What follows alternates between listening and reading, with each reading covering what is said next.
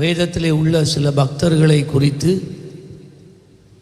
உங்களோடு கடந்த வாரங்களிலே நான் பகிர்ந்து கொண்டு வருகிறேன். அந்த வரிசையிலே அப்போஸ்தலனாகிய யோவானை குறித்து, இரண்டாவது தீமோத்தேயுவை குறித்து, மூன்றாவது பேதுருவை குறித்து நான் பேசியிருக்கிறேன். இன்றைக்கு அந்த வரிசையிலே அப்போஸ்தலனாகிய பவுலை குறித்த எல்லாம் சொல்ல முடியாது, ஒரு சில குறிப்புகளை மாத்திரம் நான் உங்கள் மத்தியிலே நான் வைக்க விரும்புகிறேன்.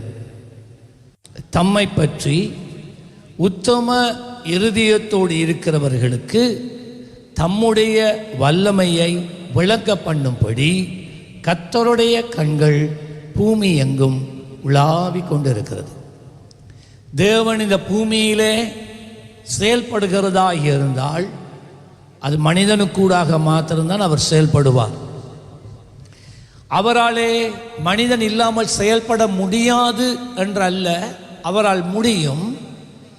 ஆனால் மனிதனுக்கு இந்த உலகத்தை ஆளும் அதிகாரத்தை ஏதேன் தோட்டத்திலே ஆதாமுக்கு கொடுத்ததினால, அந்த காலங்கள் இன்னும் முடியாததினால, அந்த மனிதனோடு பண்ணின அந்த உடன்படிக்கையை அவர் இன்னும் காத்து கொண்டிருக்கிறதினால் தேவன் இந்த பூமியிலே அவர் எதை செய்கிறதா இருந்தாலும் தம்முடைய மனிதர்களுக்கூடாக செய்கிறார். ஆகவே தேவன் இந்த பூமியிலே தம்முடைய வல்லமையை விளங்க பண்ணும்படிக்கு දෙවියන් වහන්සේ මේ පොළොවේ තමන්ගේ බලය පෙන්눔 කරන පිණිස தம்மை உத்தம இருதயத்தோடு தேடுகிறவர்கள் மேலே அவருடைய கண்கள் ஆராய்ந்து பார்த்து கொண்டு இருக்கிறது. දෙවියන් වහන්සේව උතුම හදවතින් සොයන මිනිසුන්ව දෙවියන් වහන්සේ බලා සිටිනවා. அவருடைய கண்கள், එයාගේ අස් ඒ වගේ මිනිසුව බලනවා. அந்த வரிசையிலே அவருடைய கண்கள் இந்த சவுலின் மேலே பதிந்தது. ඒ වගේ බලන්න විට එයාගේ අස් මේ සවුල් මැදෙන් තැබුවා. இந்த சவுல் யார்? මේ සවුල් කවුද? இவனைத்தான் நாங்கள் பவுல் என்று அழைக்கிறோம். මෙයාව තමයි දැන් පවුල් කියලා අපි කතා முன்னே කරන්නේ. இவன் சவுலாக இருந்தான். කලින් මෙයා සවුල් වෙලා සිටියා. ஆண்டவரே இவன் அறிந்து கொண்டதுக்கு பிறகு දෙවියන් වහන්සේව මෙයා දැනගෙන සිටියන් පස්සේ அவனுடைய பெயர் மாற்றப்படுகிறது. එයාගේ නම වෙනස් වුණා. அவன் பவுல் என்று அழைக்கப்பட்டான். එයාව පවුල් කියලා කතා කරා. இப்பொழுது பவுல் ஆண்டவரை அறிந்த ஒரு பிள்ளையாக இருக்கிறான். දැන් බලන්න මෙයා පවුල් දැන් දෙවියන් වහන්සේ දැනගෙන සිටින කෙනෙක් ඉන්නවා. இந்த பவுல் தேவனை அறிந்ததுக்கு பிறகு தன்னை குறித்து அவன் பிலிப்பி சபைக்கு அவன் என்ன சொல்லுகிறான் என்பதை நான் உங்களுக்கு காண்பிக்க போகிறேன். දැන් දෙවියන් වහන්සේව පවුල් දැනගෙන ඊට පස්සේ පිලිප්පු සභාවට මෙයා මොනවද කියන්නේ කියලා බලමු. பிலிப்பியர் 3ஆம் அதிகாரம் 5-6 வசனம். පිලිපි 3 වෙනි පරිච්ඡේදයේ 5-6 බලන විට அவன் சொல்லுகிறான், நான் 8ஆம் நாளில் விருத்த சேதனம் அடைந்தவன். එයා කියනවා මම 8 වෙනි දවසේ මම ධර්මච්ඡේදන වුණේ කෙනෙක්. இது தேவன் யூதர்களுக்கு கொடுத்த ஒரு கற்பனை. මේ යුද ජනතාවට දෙවියන් වහන්සේ දුන්නා වූ ඒ අනක්. ஒரு ஆண் மகன், ஒரு குழந்தை பிறந்தால் මේ පිරිමියෙක් ඉපදුනාම அந்த குழந்தையை 8ஆம் நாளிலே தேவ ஆலயத்துக்கு கொண்டு போய் ඒ දරුවාව දෙවියන් වහන්සේගේ මේ දේව මාලිගාවට අරන් அவனுக்கு ගිහිල්ලා விருத்த சேதனம் பண்ணி එයාට ධර්මච්ඡේදනයක් කරලා தேவனோடு உடன்படிக்கை பண்ணுவார். දෙවියන් වහන්සේ තමග ඒගොල්ලෝ සැලසුමක් කරනවා. அப்பொழுது அவன் தேவனுக்குரிய மகனாய் மாறுகிறான். එතකොට එයා දෙවියන් වහන්සේ වෙනුවෙන් එයා කැප වෙනවා. ஆகவே அதே போல பவுல் அப்போஸ்தலன் பிறந்து 8வது நாளிலே அவன் சொல்லுகிறான், ඒ විදිහටම මේ පවුල් අපෝස්තලවරු මේ ඉපතිලා දවස් 8කින් அவனை 8வது நாளிலே தேவ ஆலயத்துக்கு கொண்டு போய் அவனுக்கு விருத்த சேதனம் பண்ணினான். 8 වෙනි දවසේ එයාවත් අරගෙන ගිහිල්ලා දෙවියන් වහන්සේගේ මේ අභිමුඛයේ එයාට ධර්මච්ඡේදනය இன்னொரு කරා. விதத்திலே சொல்ல போனால் තව වෙන විදියට කියනවා නම් மிகுந்த வைராக்கியமுள்ள யூத பின்னணியிலே அவன் வளர்க்கப்படுகிறான். ඉතාමත් තද මේ හදවතින් ඒ යූද වරු වෙසින් එයා ඉපදුනා. அவன் அடுத்து சொல்றான், நான் இஸ்ரவேல் வம்சத்தான். එයා කියනවා මම ඉස්රායේල් ගෝත්‍රයක්. அது இஸ்ரவேலர்கள் தேவனால் தமக்கண்டு வேறு பிரிக்கப்பட்ட ஜனங்கள். ඒ ඉස්රායේල් ජනතාව දෙවියන් වහන්සේ වෙනුවෙන් වෙන් කරපු ජනතාව. அப்ப ஆண்டவர் இவன் சொல்றான், මෙයා කියනවා நான் ஒரு இஸ்ரவேலன். මම ඉස්රායේල් කෙනෙක්. நான் தேவனுக்கு சொந்தமானவன். මම දෙවියන් වහන්සේට ඇයිති. அடுத்தது அவன் சொல்றான், තව එකක් කියනවා යා. நான் பெஞ்சமின் கோத்திரத்தான். මම බෙන්ජමින් ගෝත්‍රයෙක්. 12 கோத்திரங்கள் இருந்தது. ගෝත්‍ර 12ක් තිබුණා. அது யாக்கோபின் பிள்ளைகள். ඒගොල්ලෝ මේ யாக்கோබේ පුත්‍රවරු. அந்த 12 கோத்திரங்களிலே தேவன் மிகவும் சிநேகித்த ஒரு கோத்திரம் பெஞ்சமின் கோத்திரம். මේ ගෝත්‍රවරු 12න් දෙවියන් වහන්සේ ඉතාමත් ප්‍රේම කරපු ගෝත්‍රය බෙන්ජමින් அது ගෝත්‍රය. ஒரு சிறிய கோத்திரம் தான். ඒ පොඩි කණ්ඩායමක්. ஆனால் தேவன் அந்த கோத்திரத்தின் மேலே தம்முடைய கண்களை வைத்திருந்தார். නමුත් දෙවියන් වහන්සේ ඒ ගෝත්‍රයේ මැදින් එයාගේ ඇස් දැබුවා. இஸ்ரவேலுக்கு ஒரு ராஜா வேண்டும் என்று ஜனங்கள் தேவனிடத்திலே கேட்டபோது ඊශ්‍රායල් ජනතාවට රජෙක් ඕනේ කියලා ජනතාව දෙවියන් වහන්සේගේ අසුන විට தேவன் இந்த பெஞ்சமின் கோத்திரத்திலிருந்து தான் சவுலை ராஜாவாக தெரிந்து கொண்டார். දෙවියන් වහන්සේ මේ බෙන්ජමින් ගෝත්‍රයෙන් ඉඳලා තමයි අර සවුල්ව රාජා විදියට තෝරගත්තේ. அப்ப இந்த சவுல் அந்த சவுல் வேற. මේ සවුල් අර සවුල් ඒක වෙන. தாவீது பெஞ்சமின் கோத்திரத்தை சார்ந்தவன். දාවිද් මේ බෙන්ජමින් ගෝත්‍රයේ කෙනෙක්. பெஞ்சமின் கோத்திரத்தில் இருந்தவர்கள் விசேஷித்தவர்களாக இருந்தார்கள். මේ බෙන්ජමින් ගෝත්‍රයේ සිටපු අය ඉතාමත් විශේෂත්ව අය. அப்ப அவன் என்ன சொல்லுகிறான்? එයා මොනවද කියන්නේ? நான் பெஞ்சமின் கோத்திரத்தான். මම බෙන්ජමින් ගෝත්‍රයෙක්. தேவனால் விசேஷித்தவர்களாய் தெரிந்து கொள்ளப்பட்டவன், கோத்திரத்தில் சேர்ந்தவன் தான் நான். දෙවියන් වහන්සේ විසින් විශේෂ විදියට தோරලා ගත්තේ ගෝත්‍රයෙක් කෙනෙක්. அடுத்தது அவன் சொன்னான், நான் எபிரேயரில் எபிரேயன். ඊට පස්සේ එයා කියනවා මම හීබුරු වරින් හීබුරු එක්කෙනෙක්. யூதர்களின் யூதன் சொல்லுகிறான். යුදවරුවෙන් යුදෙක්.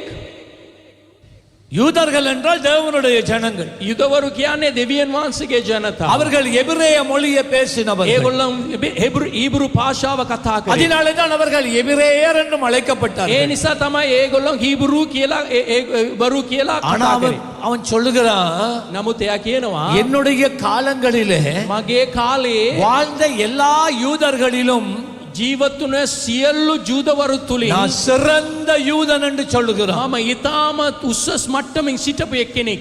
அப்ப யோசிச்சு பாருங்க, அவனுக்குள்ள யூத மார்க்கத்தை குறித்து இருந்த வைராக்கியம். දැන් ඕගොල්ලෝ කල්පනා කරලා බලන්න ඒගොල්ලෝ යූද මේ වංශයේ කොච්චර වෛරාග්‍යව එයා සිටියා. அடுத்ததாக அவன் சொல்லுகிறான், තව එකක් කියනවා நான் நியாய பிரமாணத்தின்படி பரிசேயன். මම ව්‍යවස්ථාව තුලින් මම මේ පරිසේක්. யூதருடைய கலாச்சாரத்துல යූද මේ ඒගොල්ලෝගේ සංස්කෘතියෙන් மிகவும் உயர்ந்த நிலையிலே நிறுத்தப்பட்டவர்கள் தான் இந்த பரிசேயர்கள். ඉතාමත් උස්සස් මට්ටමේ සිටපු අය තමයි මේ පරිසේවරු. ஆகவே பரிசேயர்கள் எல்லாருமே பரிசேயர்களாய் மாற முடியாது. සියලු දෙනාම පරිසේවරු වෙන්න බෑ. அதற்காக பல வருடங்கள் இவர்கள் படிக்க வேண்டும். ඒ වෙනුවෙන් ගොඩාක් අවුරුදු ගොඩාක් සියලු ගාණක් ඉගෙන ගන්න ඕනේ. அவர்கள் படித்து பரீட்சையிலே தேர்ச்சி அடைய வேண்டும். ඒගොල්ලන් ඉගෙනගෙන ඒගොල්ලන් විභාගයෙන් ඒගොල්ලන් පාස් වෙන්න ඕනේ. ஒரு பரிசேயன் ඒක පරිසේවරු வேதாகமத்தில் அந்த பழைய ஏற்பாட்டு காலத்தில் இருந்த 5 புத்தகங்கள் இருக்கிறது. මේ පරණ කිවසුමේ පොත් පහක් තිබුණා. ஆதியாகமம், මේ උපති පොතේ, யாத்திராகமம், නික්මයාම, லேவியராகமம், ලේවි කතාව, எண்ணாகமம், ගණන් පොත, உபாகமம், ඊට පස්සේ பென்டிடியூட்னு சொல்வார்கள். கணக்கத்தாவ දිව්‍ය කතාව. திவ்ய கதா. அப்ப இந்த 5 புத்தகங்கள் මේ පොත් පහම இதுதான் இஸ்ரவேலுக்கு மோசேயின் காலங்களிலே தேவன் கொடுத்த வேதாகமம். මේක තමයි ඊශ්‍රායල් ජනතාවට මෝසෙන් මේ කාල සීමාවෙන් දෙවියන් වහන්සේ දීපු පොත්. உங்களுக்கு தெரியுமா, ඕගොල්ලෝ දන්නවද? ஒரு பரிசேயன் ඒක පරිසිය. 5 புஸ்தகங்களையும் මේ පොත් පහම மனப்பாடமாக்கி கொண்டிருக்க வேண்டும். කටපාඩම් කරලා ඉන්න අවශ්‍යයි. புத்தகத்தை பார்க்காமலே ஆதியாகமத்திலிருந்து உபாகமம் கடைசி அதிகாரம் வசனம் வரைக்கும் அவன் சொல்லக்கூடியவனா இருக்க வேண்டும். ඒගොල්ලන් පොත් බලන්න නැතුවම උපති පොතේ සිඳලා ඒ දිව්‍ය කතා පොත අන්තිම පරිච්ඡේද වෙනකන් බලන්න නැතුව කියන්න இந்த අවශ්‍යයි. பவுல் அப்போஸ்தலன் இந்த அந்த 5 புஸ்தகங்களை தல தண்ணியாக பாடமாக்கி வைத்திருந்த பரிசேயனாய் இருந்தான். මේ අපොස්තලවරු පවුල් මේ පොත් පහම ඊටාම හොඳින් කටපාඩම් කරමින් இப்போ සිටියා. அவன் தன்னை குறித்து அடுத்த லெவலுக்கு போகிறான். දැන් මෙයා එයාගේ අනිත් මේ ලෙවල් එකට යනවා. யூத மார்க்கம் என்றால் எந்த உயிரே அதுதான் என்றான். මේ යුද මාර්ගය කියන්නේ ඒක තමයි මගේ පණ. எதுவுமே இந்த மார்க்கத்துக்கு எதிராக எழும்ப நான் இடம் கொடுக்கவே மாட்டேன். කිසි දෙයක් මේ මාර්ගයට විරුද්ධව නැගිට සිටින්න මම ඉඩ දෙන්නේ නැහැ. ஆகவே அவன் சொன்னான், ඒ නිසා එයා කිව්වා இயேசு என்று ஒருவர் வந்து යේසු කියලා එක්කෙනෙක් ඇවිල්ලා கிறிஸ்தவத்தை போதித்து ක්‍රිස්තියානි ආගම උගන්වලා அவர் மரித்து එයා මරලා உயிரோடு எழுந்தார் என்று சொல்றாங்க. එයා නැගිටුවා කියලා කියනවා. ஆனால் அவர் எழுந்ததுக்கு பின்னால එයා නැගිටුවාන් පස්සේ இவன் சிலுவையில இயேசு அறைந்ததை காணவில்லை. මොකද මෙයා යේසුස් වහන්සේ කුරුසි පත් කරපු එක මෙයා දැක්කේ නැහැ. இயேசு அடக்கம் பண்ணப்பட்டு உயிரோடு எழுந்ததை இவன் காணவில்லை. දෙවියන් වහන්සේ යේසුස් වහන්සේ දම්පත් වෙලා නැගිට ආපු උත්තාන වුණේ එක මෙයා දැක්කේ නැහැ. ஆகவே இவன் இயேசுவின் அவன் இயேசுண்ட யார் என்று அவனுக்கு தெரியாது. ඒ නිසා යේසු කියන්නේ එක කවුද කියලා මෙයා දන්නම නැහැ. ஆனால் இப்பொழுது ஒரு கூட்டம் නමුත් මෙයා දැන් කොටස මේ පොඩි யூத කණ්ඩායමක් மார்க்கத்திலே இருந்து මේ යූද ජනතාවෙන් සිටින්දලා அவர்கள் ஆண்டவராகிய இயேசு கிறிஸ்துவை தழுவிக்கொண்டு போகிறதை இவன் கண்டான். මෙයා දැන් බලනවා පොඩි කණ්ඩායම යේසුස් වහන්සේව පිළි අරගෙන යන්නේ එක මෙයා දැක්කා. யூத கண்டாய் මේ යූද ජනතාව சபையில அவருடைய சபையில இருந்த யூதர்கள் இப்ப இயேசுவை ஏற்றுக்கொண்டு இயேசுவை பின்பற்றுகிறதை அவன் கண்டான். මේ යූද මේ සංස්කෘතිය හිටපු යූද ජනතාව ඒගොල්ලොන්ගේ මේ දේවමාලිගේ ඉඳලා යේසුස් වහන්සේ පැත්තට යන්නේ එක මෙයා දැක්කා. அப்போஸ்தலனாகிய பவுல் எழுதின இன்னொரு புத்தகம் தான் எபிரேய நிருபம். අපොස්තලවරු පවුල් ලියපු තව පොත් තමයි ඒ හීබ්‍රු පොත්. ஆண்டவராய் இயேசு கிறிஸ்துவை அறிந்ததுக்கு பிறகு එයා යේසුස් වහන්සේව පිළිගත්තාන් පස්සේ அவன் தனிப்பட அந்த எபிரேய நிருபத்தை எழுதினது புறஜாதியாய் இருந்து இயேசுவை ஏற்றுக்கொண்டவர்களுக்கு அல்ல. ඒ තනිකර ඒ හීබ්‍රු පොතේ එයා ලිව්වේ වෙන පිට ආය යේසුස් වහන්සේව පිළිගත්ත ආයට නෙමෙයි. ඒක දෙවියන් මේ යුදවරුන්ට විතරක් එයා ලිව්වේ. நான் சொல்லத அவர் சொல்லி முடிச்சிட்டேன்.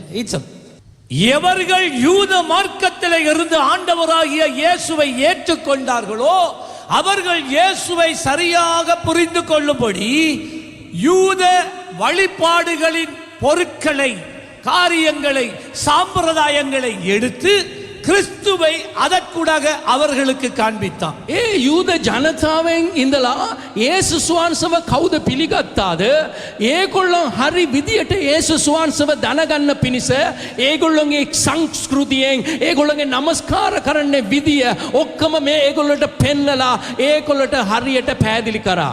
இப்போ யூத சபையில கோயில்ல இருந்தவங்க யூதர்கள் கிறிஸ்துவை தழுவி போகிறதை இவன் கண்டதும் இவனுக்கு ஆத்திரம் வந்துட்டு මේගොල්ලෝ යුදවරුන්ගේ සභාවේ ඉඳලා යේසුස් වහන්සේව පිළිගන්නේ යන්නේ යුදවරුව බලන විට මෙයාට ගොඩාක් කෝපේ වුණා. ஆகவே 6வது வசனத்திலே அவன் சொன்னான், ඒ නිසා 6 වෙනි පදේ කිව්වා யூத மார்க்கத்தை குறித்த அந்த பக்தி வைராக்கியத்தின் நிமித்தம் ඒ යුද මාර්ගයේ තිබිච්චා වූ ඉතාමත් තද විශ්වාසය නිසා நான் கிறிஸ்தவ சபைகளை துன்பப்படுத்துகிறவனாக நான் இருந்தேன். ඒ ක්‍රිස්තව සභාවල් මම පීඩා කරන්න විදිය ඒ වගේ මිනිසියෙක් විදියට සිටියා. அதனுடைய அர்த்தம் என்ன தெரியுமா? ඒකට අර්ථය இல்லாட்டி நான் அதை මොනවද? கொஞ்சம் பிறகு அதுக்கு பிறகு நான் வருவேன். ඒක පස්ස මම කියන්න. அதன்படி அதுக்கு பிறகு அவன் சொல்றான், ඊට පස්සේ යා කියනවා இதுதான் யாராலும் புரிந்து கொள்ள முடியாத ஒரு புதிர். මේක තමයි කිසි කෙනෙකුට තේරුම් ගන්න විදිය තියෙන රහස. பவுல் ஏன் இப்படி சொன்னான் என்று இன்று வரைக்கும் யாருக்கும் தெரியாது. පවුල් මේ විදිහට අයි කිව්වේ කියලා අද වෙනතුරු කාටද ඒක දැනුම් ගන්න මේ තේරුම් ගන්න බැරි වෙලා அவன் තියෙනවා. சொன்னா, එයා කිව්වා நியாய பிரமாணத்துக்குரிய நீதியின்படி ව්‍යවස්ථාව අනුව තියනා වූ ඒ මේ නීතින් අනුව இப்ப உங்களுக்கு எல்லாருக்கும் தெரியும், சீனாய் மலையிலே 10 கற்பனைகளை மோசைக்கு ஆண்டவர் கொடுத்தார். දැන් ඕගොල්ලෝ සියලු දෙනාම දන්නවා සීනායි කඳුරේ දෙවියන් වහන්සේ මෝසේ තුලින් ඒ දස පනත දෙවියන් වහන්සේ දුන්නා. அந்த 10 கற்பனைகள் 3 பிரிவாக இருக்கிறது. ඒ දස පනතම තුන් කොටස් විදියට මෙතන තියෙනවා. முதலாவது அந்த கற்பனைன்னா எனக்கும் தேவனுக்கும் இருக்கிற உறவு எப்படி இருக்க வேண்டும் என்பதை குறித்த கற்பனை. පළමු කොටස මටත් දෙවියන් වහන්සේට අතර තියෙනා වූ සම්බන්ධතාවය කොහොමද තියෙන්න ඕන කියන එක. இரண்டாவது பகுதி கற்பனையில அடுத்த பகுதி எனக்கும் என் சகோதரனுக்கும் இடையில இருக்க வேண்டிய உறவுல காணப்பட வேண்டிய கற்பனை. දෙවැනි කොටසෙන් තියෙනා වූ ඒ මේ අන කියන්නේ මටත් මගේ සහෝදරයා අතර තියෙන්න ඕන සම්බන්ධතාවය කොහොමද තියෙන්න ඕන කියලා. சரி, மூன்றாவது තුන්වෙනි එක எனக்கும் சமுதாயத்துக்கும் இடையில என் உறவு எப்படி இருக்கணும், வாழ்க்கை எப்படி காணப்படணும் என்கிறதுலே அமைந்திருக்கிறது. තුන්වෙනි කොටස මටත් සමාජය සමග කොහොමද මගේ සම්බන්ධතාවය ඇති කරගන්න இதுதான் அந்த 10 கற்பனைகள் தான் 3 பிரிவுகள். මේක තමයි ඒ දසපනතෙන් කොටස් තුනම. இந்த 10 கற்பனைகளை வேத பாரகர்கள் என்ன செய்தார்கள் என்றால் මේ දෙවියන් වහන්සේගේ වචනේ එක උගන්වලා දෙන්නා වූ මොඩව කලේ இந்த 10 கற்பனைகளை படித்து படித்து படித்து படித்து ඒ දස පනතම කියවගෙන ඉගෙනගෙන සිටියා. அவர்களுடைய யூத சமுதாயத்துக்கு தேவையான முறையிலே அவர்கள் கற்பனைகளை அந்த 10 கற்பனையை பெருப்பிக்க தொடங்கினாங்க. ඒගොල්ලන්ගේ යුද සමාජයට කැලපෙන්න විදියට ඒ දස පනතම ටිකක් වෙඩි කරන්න පටන් ගත්තා. தேவனும் அந்த 10 கற்பனைகளை மோசே கூடாக நாளாந்த வாழ்க்கையிலே சமுதாயத்துக்கு போட வேண்டிய சில கற்பனைகள் அதிலிருந்து சேர்த்து போட்டார். දෙවියන් වහන්සේත් මෝසෙට දීපු ඒ දස පනතින් සමාජයට තියන්නා වූ දේවලුත් එතනින් දාලා තිබුණා. ஆண்டவராகிய இயேசு கிறிஸ்து இந்த பூமிக்கு வந்த காலங்களிலே අපේ යේසු ක්‍රිස්තුස් වහන්සේ මේ පොළවට ආපු දවස් වලින් அந்த 10 கற்பனைகள் ஏறக்குறைய 6000 கற்பனைகளாக மாறி இருந்தது. ඒ දස පනත යේසුස් වහන්සේ ආපු කාලෙන් 6000ක් විදියට වර්ධනය වෙලා සිටියා. ஹலோ, ஒரு உதாரணம் சொல்றேன். ඒක උදාහරණයක් මම කියන්නම්. இது ஆண்டவர் சொன்னதுதான். යේසුස් වහන්සේ කියපු දේ. ஆண்டவர் 10 கற்பனைகள் சொன்ன உன் சகோதரனை களவெடுக்க திருடாது. මේ දස පනතෙන් කියනවා දැන් හොරකම් කරන්න එපා. அது விரிவாக்கப்பட்டு என்ன சொல்லுகிறது? ඒක විස්තර කරලා මොනවද වෙන්නේ? இப்ப நான் இவர் என்னட்ட கடன் வாங்கிட்டு போறார். காசு මෙයා මගේ ණය අරගෙන යනවා. கொஞ்சம் காலங்கள் ஆகியும் இவர் எனக்கு கடன் தரல. ටික කාලයක් ගියා ඒ ණය ආපහු දුන්නේ නැහැ. ஆகவே கடன் தராதபடியினால එයා ණය ආපහු දුන්නේ නැති නිසා எனக்கு உரிமை இருக்கு. මට අයිතියක් அந்த තියෙනවා. கற்பனையில අර මේ පනතින් இவருடைய மகனை ஒரு ஆளை நான் எடுத்துக்கொண்டு இந்த வீட்டுக்கு கொண்டு போய் இந்த தோட்டத்தில் அடிமையாக வச்சுக்கொள்ள. මෙයාගේ පුතාව මම අරගෙන මගේ වන්තයෙන් එයා වැඩ කරන පිණිස වාල්කමට තියාගන්න පුළුවන්. அவர் என்னோட இருக்கிற நாட்கள்ல அவருக்கு கொடுக்கிற சம்பள காசை அவருக்கு கொடுக்காம இவருடைய கடன்ல இருந்து நான் கழிப்பேன். එයා වත්තේ වැඩ කරන්නේ කාලයේ එයාට දෙන්න වුණා වූ කුලිය එයාට දෙන්නතුව මෙයාට දීපු ණයෙන් මම ටික ටික මම අඩු කරනවා. இதுதான் தேவனுடைய அந்த 10 கற்பனைகள்ல அது பிரிஞ்சு போறது, விரிவாக்கப்படுகிறது. ඒක තමයි දැන් දසපනතෙන් දැන් විස්තර වෙලා නැත්නම් පැතිරි වෙලා යන්නේ. இப்ப ஆண்டவர் இன்னொரு காரியம் சொன்னார். යේසුස් වහන්සේ තව එකක් කිව්වා. சொன்னார், இப்ப நீ அவன் மகனை நீ கொண்டு வந்து உன்னோட 7 வருஷம் வச்சிருக்கிறான்னு சொல்லுவான். දැන් බලමු එයාගේ පුතාව ඔබ අරගෙන අවිල්ලා දැන් අවුරුදු 7ක් ඔබ සමග තියාගෙන ඉන්නවා කියලා කියමු.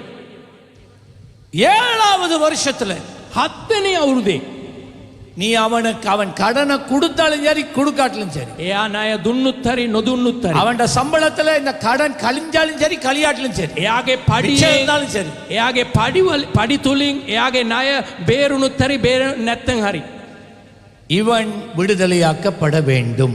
එයා නිදාස් වෙන්න ඕනේ. 7வது வருஷத்துல 7වෙනි අවුරුද්දේ அதுக்குள்ள தேவன் இன்னொரு புதிய கற்பனையை போடுகிறார். ඒ තුලින් තව අලුත් ගිවසුමක් දෙවියන් වහන්සේ කියනවා. இப்ப இந்த மகனை நான் வச்சு கொண்டு இவனை நன்றாக அவனை உபசரித்து அவன் எங்கட வீட்டுல தோட்டத்துல அவனை நான் நல்லா வச்சிருக்கிறேன். දැන් එයා මාත් එක්ක ඇවිල්ලා එයාව මම හොඳට සලකනවා, එයාව හොඳට රක බලා ගන්නවා. இந்த மகன் அவங்களோட அப்பாவோட வாழ்றதை விட இந்த எஜமானனு கீழே வாழ்றது அவன் நன்மையாக கண்டான். ඒ පුතා එයාගේ තමන්ගේ තාත්තත් එක්ක ජීවත් වන්නට වඩා මේ එජමාන් සමග වැඩ මේ සිටින්න කැමති වුණා. குணாத் උනුත් அப்ப எஜமான்டவன் சொல்லுவா, இல்லையா நான் இப்ப எஜமான் சொல்லுவா 7வது வருஷம் வந்துட்டு நான் உன்னை ரிலீஸ் பண்றேன், நீ உங்களோட வீட்டுக்கு போகலான்னு சொல்லும் போது ස්වාමේ எஜமானனே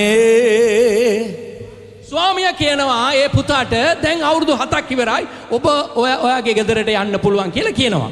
ஆனா இந்த வேலைக்காரன் இந்த தம்பி சொல்றான், නමුත් අර පුතා ස්වාමියාට කියනවා எனக்கு வீட்டை போக விருப்பம் இல்லை, මට ගෙදර යන්න කැමති නෑ. வீட்டுக்கு போனா குடிசையில தான் இருக்கணும். ගෙදර ගියුත් ඒ අර පොල් මදු ඒ තමයි ඉන්න ඕනේ. எங்கட அப்பா ஒரே குடிச்சிட்டு வந்து எங்கட அம்மாவை அடிக்கிறார். මගේ තාත්තා එමදාම බීගෙන අවිල්ලා මට මගේ අම්මට ගහනවා.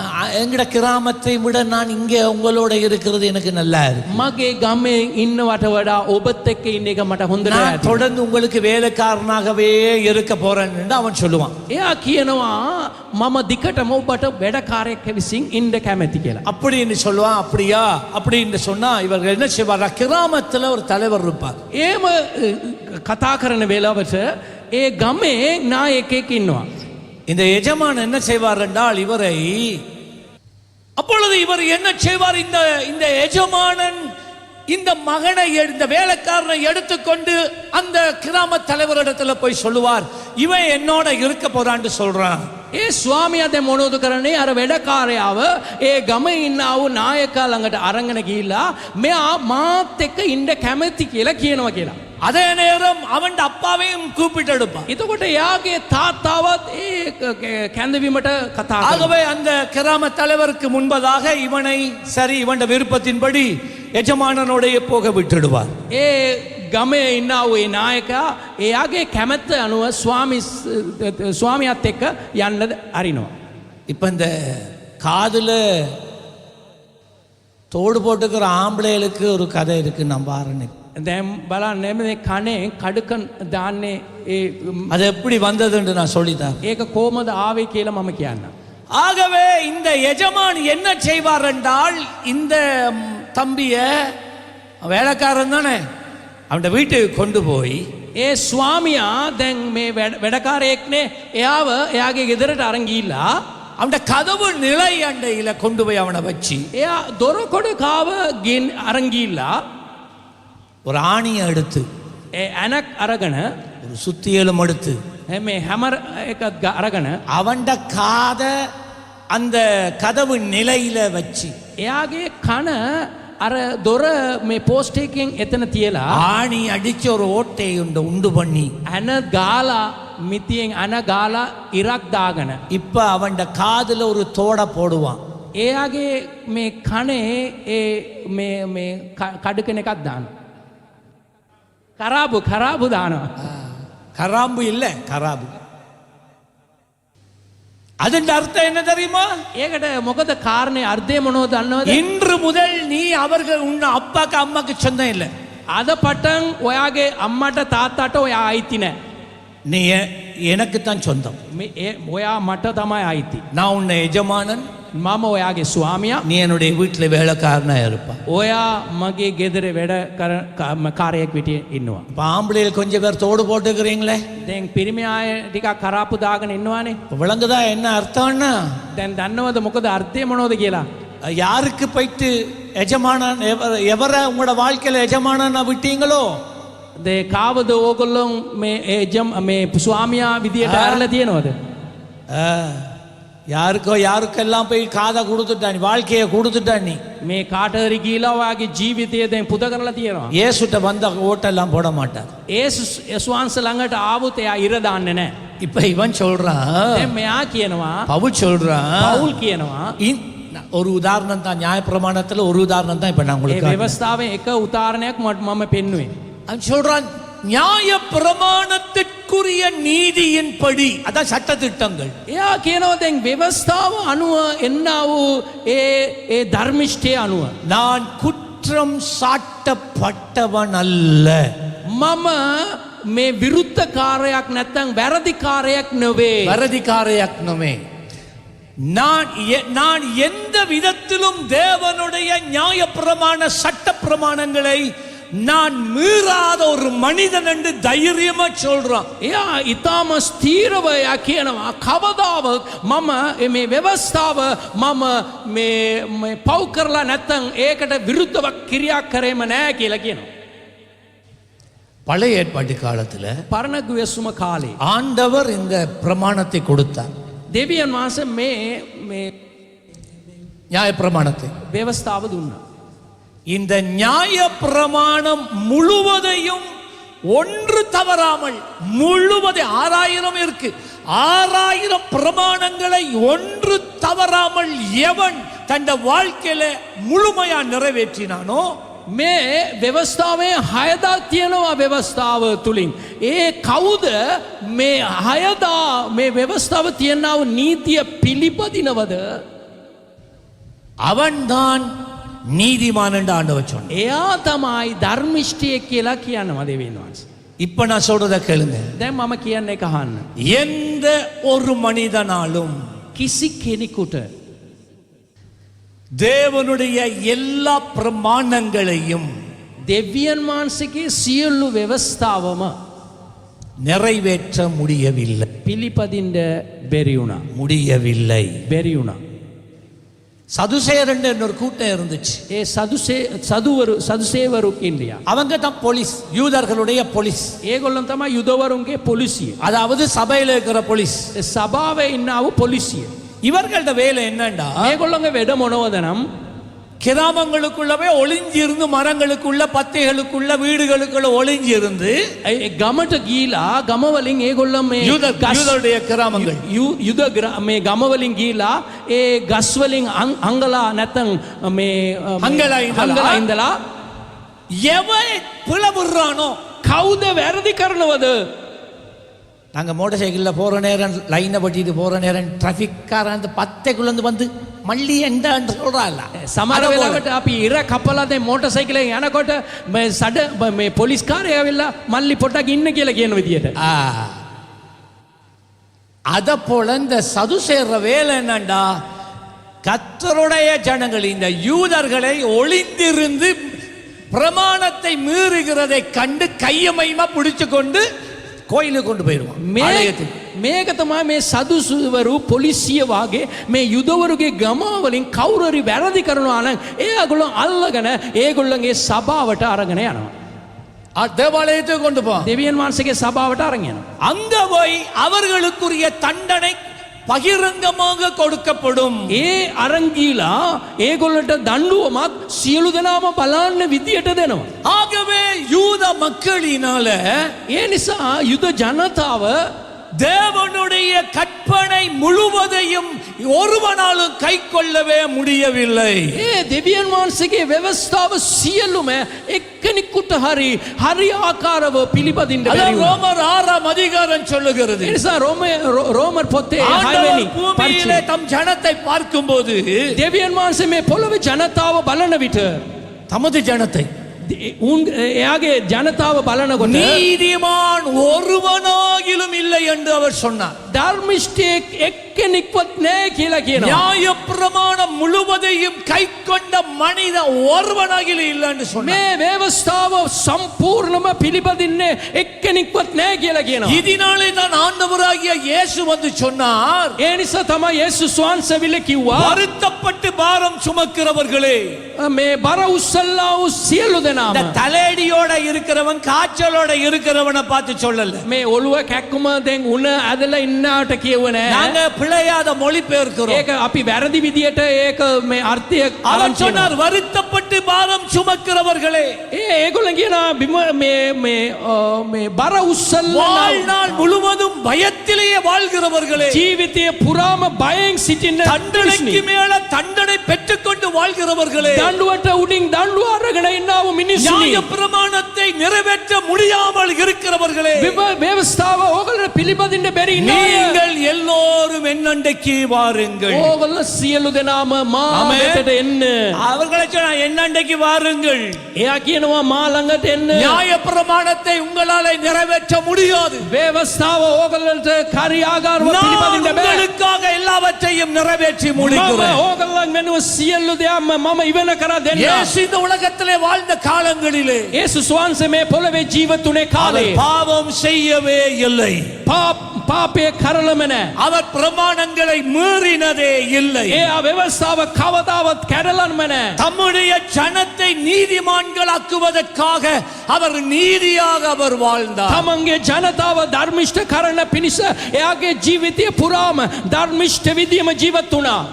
அவராலே மாத்திரம், அந்த ஒரு நபராலே, அந்த இயேசு கிறிஸ்துவினால நாம் எல்லாரும் நீதிமான்களாக்கப்படுகிறோம். ආමෙන්. යේසු ක්‍රිස්තුස් වහන්සේ තුලින් අපි සියලු දෙනාම ධර්මිෂ්ඨය වෙලා ඉන්නවා දැන්. ஆனா இங்க இருக்கிற சிக்கல் என்னண்டா, දැන් මෙතන තියෙන්නේ කැඩුව මොනවද නම් இவன் சொல்றான் මෙයා කියනවා நியாய பிரமாணத்தின்படி ව්‍යවස්ථාව අනුව நான் குற்றம் சாட்டப்படாதவன். මම වැරදිකාරයක් නොවේ. அவன் சொல்றான் நான் எந்த ஒரு தவறு விடாதவன், මම මේ කිසිම වැරදක් කරලා நான் නැහැ. சரியாக வாழ்றவன். මම හරි විදියට ජීවත් වෙන්න එක්කෙනෙක්. ஆனா இதே பவுல் தான் பின்பதாக அவன் சொல்லுகிறான். මේ පවුල් පස්සේ එයා කියනවා 1 தீமோத்தேயு 5:15 එක තිමොතෙයු පළවෙනි පරිච්ඡේදයේ 15 වෙනි இதே පදේ பவுல் தான் சொல்றான். சவுல் இயேசு அறிஞ்சது பிறகு என்ன தெரியுமா சொல்றான்?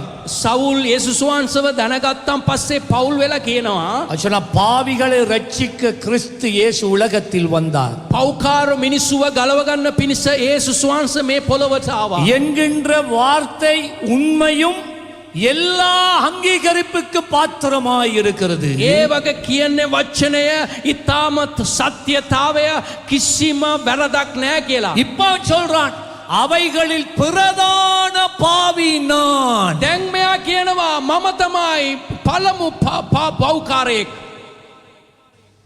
பிரதான பாவி நான். මම තමයි පළමු පෞකාරයෙක්. நான் நினைக்கிறேன் මම කියනවා இவன் மமித்தனோ இயேசு கிறிஸ்துவை இவன் அறிவதற்கு முன்பதாக යේසුස් වහන්සේව මෙයා දැනගන්නට පෙර அவன் பரிசேயனாய் இருந்ததினால், එයා පරිසිවරුක් වගේ සිටිය නිසා வேதத்தை அவன் அறிந்திருந்ததினால், දෙවියන් වහන්සේගේ වචනය හොඳට දැනගෙන සිටිය නිසා சமுதாயத்துக்கு முன்பதாக ஒரு ஊழியனாக வாழ்ந்து காண்பித்ததினால், සමාජයට ඉදිරියේ එයා සේවයක හැටියට ජීවත් වෙලා පෙන්눔 කරලා තියෙන නිසා அவனுடைய உடுப்பிலே, එයාගේ ඇඳුම් වලින් அவனுடைய நடையிலே, එයාගේ අස්සරින් වලින් அவனுடைய ஊழியத்திலே பரிசேயன் தானே, එයාගේ සේවය තුලින් එයා அவன் පරිසිවරණය அதை சட்ட ரீதியாக நிறைவேற்றி முடித்தான். එයා හරි ආකාරව එයා පිළිපදලා வெளிப்படையான வாழ்க்கையிலே குற்றம் கண்டுபிடிக்கவே முடியவில்லை. එළිය එයාගේ ජීවිතයේ කවුරුත් එයාගේ වැරද අල්ලගන්න බැරි වුණා. ஆனால் அவர்களுடைய இருதயமோ, නමුත් එයාගේ හදවත அவர்களுடைய අந்தரங்க வாழ்க்கையோ, ඒගොල්ලොන්ගේ හැඟීම් ජීවිතය அவர்களுடைய உள்ளான மனுஷனோ අතුලාන්ත මනුෂ්‍යය இருளால் நிறைந்திருந்தது. අන්තකාරව පිරලා සිටියා. விளங்கிதான் நான் என்ன சொல்றேன்? දැන් කියන්න දෙක තේරුණාද? அதான் இயேசுவாமி சொன்னார். ඒ නිසා තමයි යේසුස් වහන්සේ කිව්වේ. பரிசேயரை பார்த்து சொன்னார், පරිසිවරුව බලලා කිව්වා. வெள்ளை அடிக்கப்பட்ட கல்லறைகள், ඕගොල්ලන් මේ සුදු මේ තීන්ද කාපු මේ கல்லறை, සෝන වගේ. சோன தமாய், තීන්ද කාපු සෝන වගේ. வெளியில பார்த்தா நல்ல வெள்ளையா இருக்கு, එළිය බලනකොට ඉතාමත් පිරිසුදුවෙන් තියෙනවා. சமக்கால பிறந்தாள் என்று வருதே. දැන්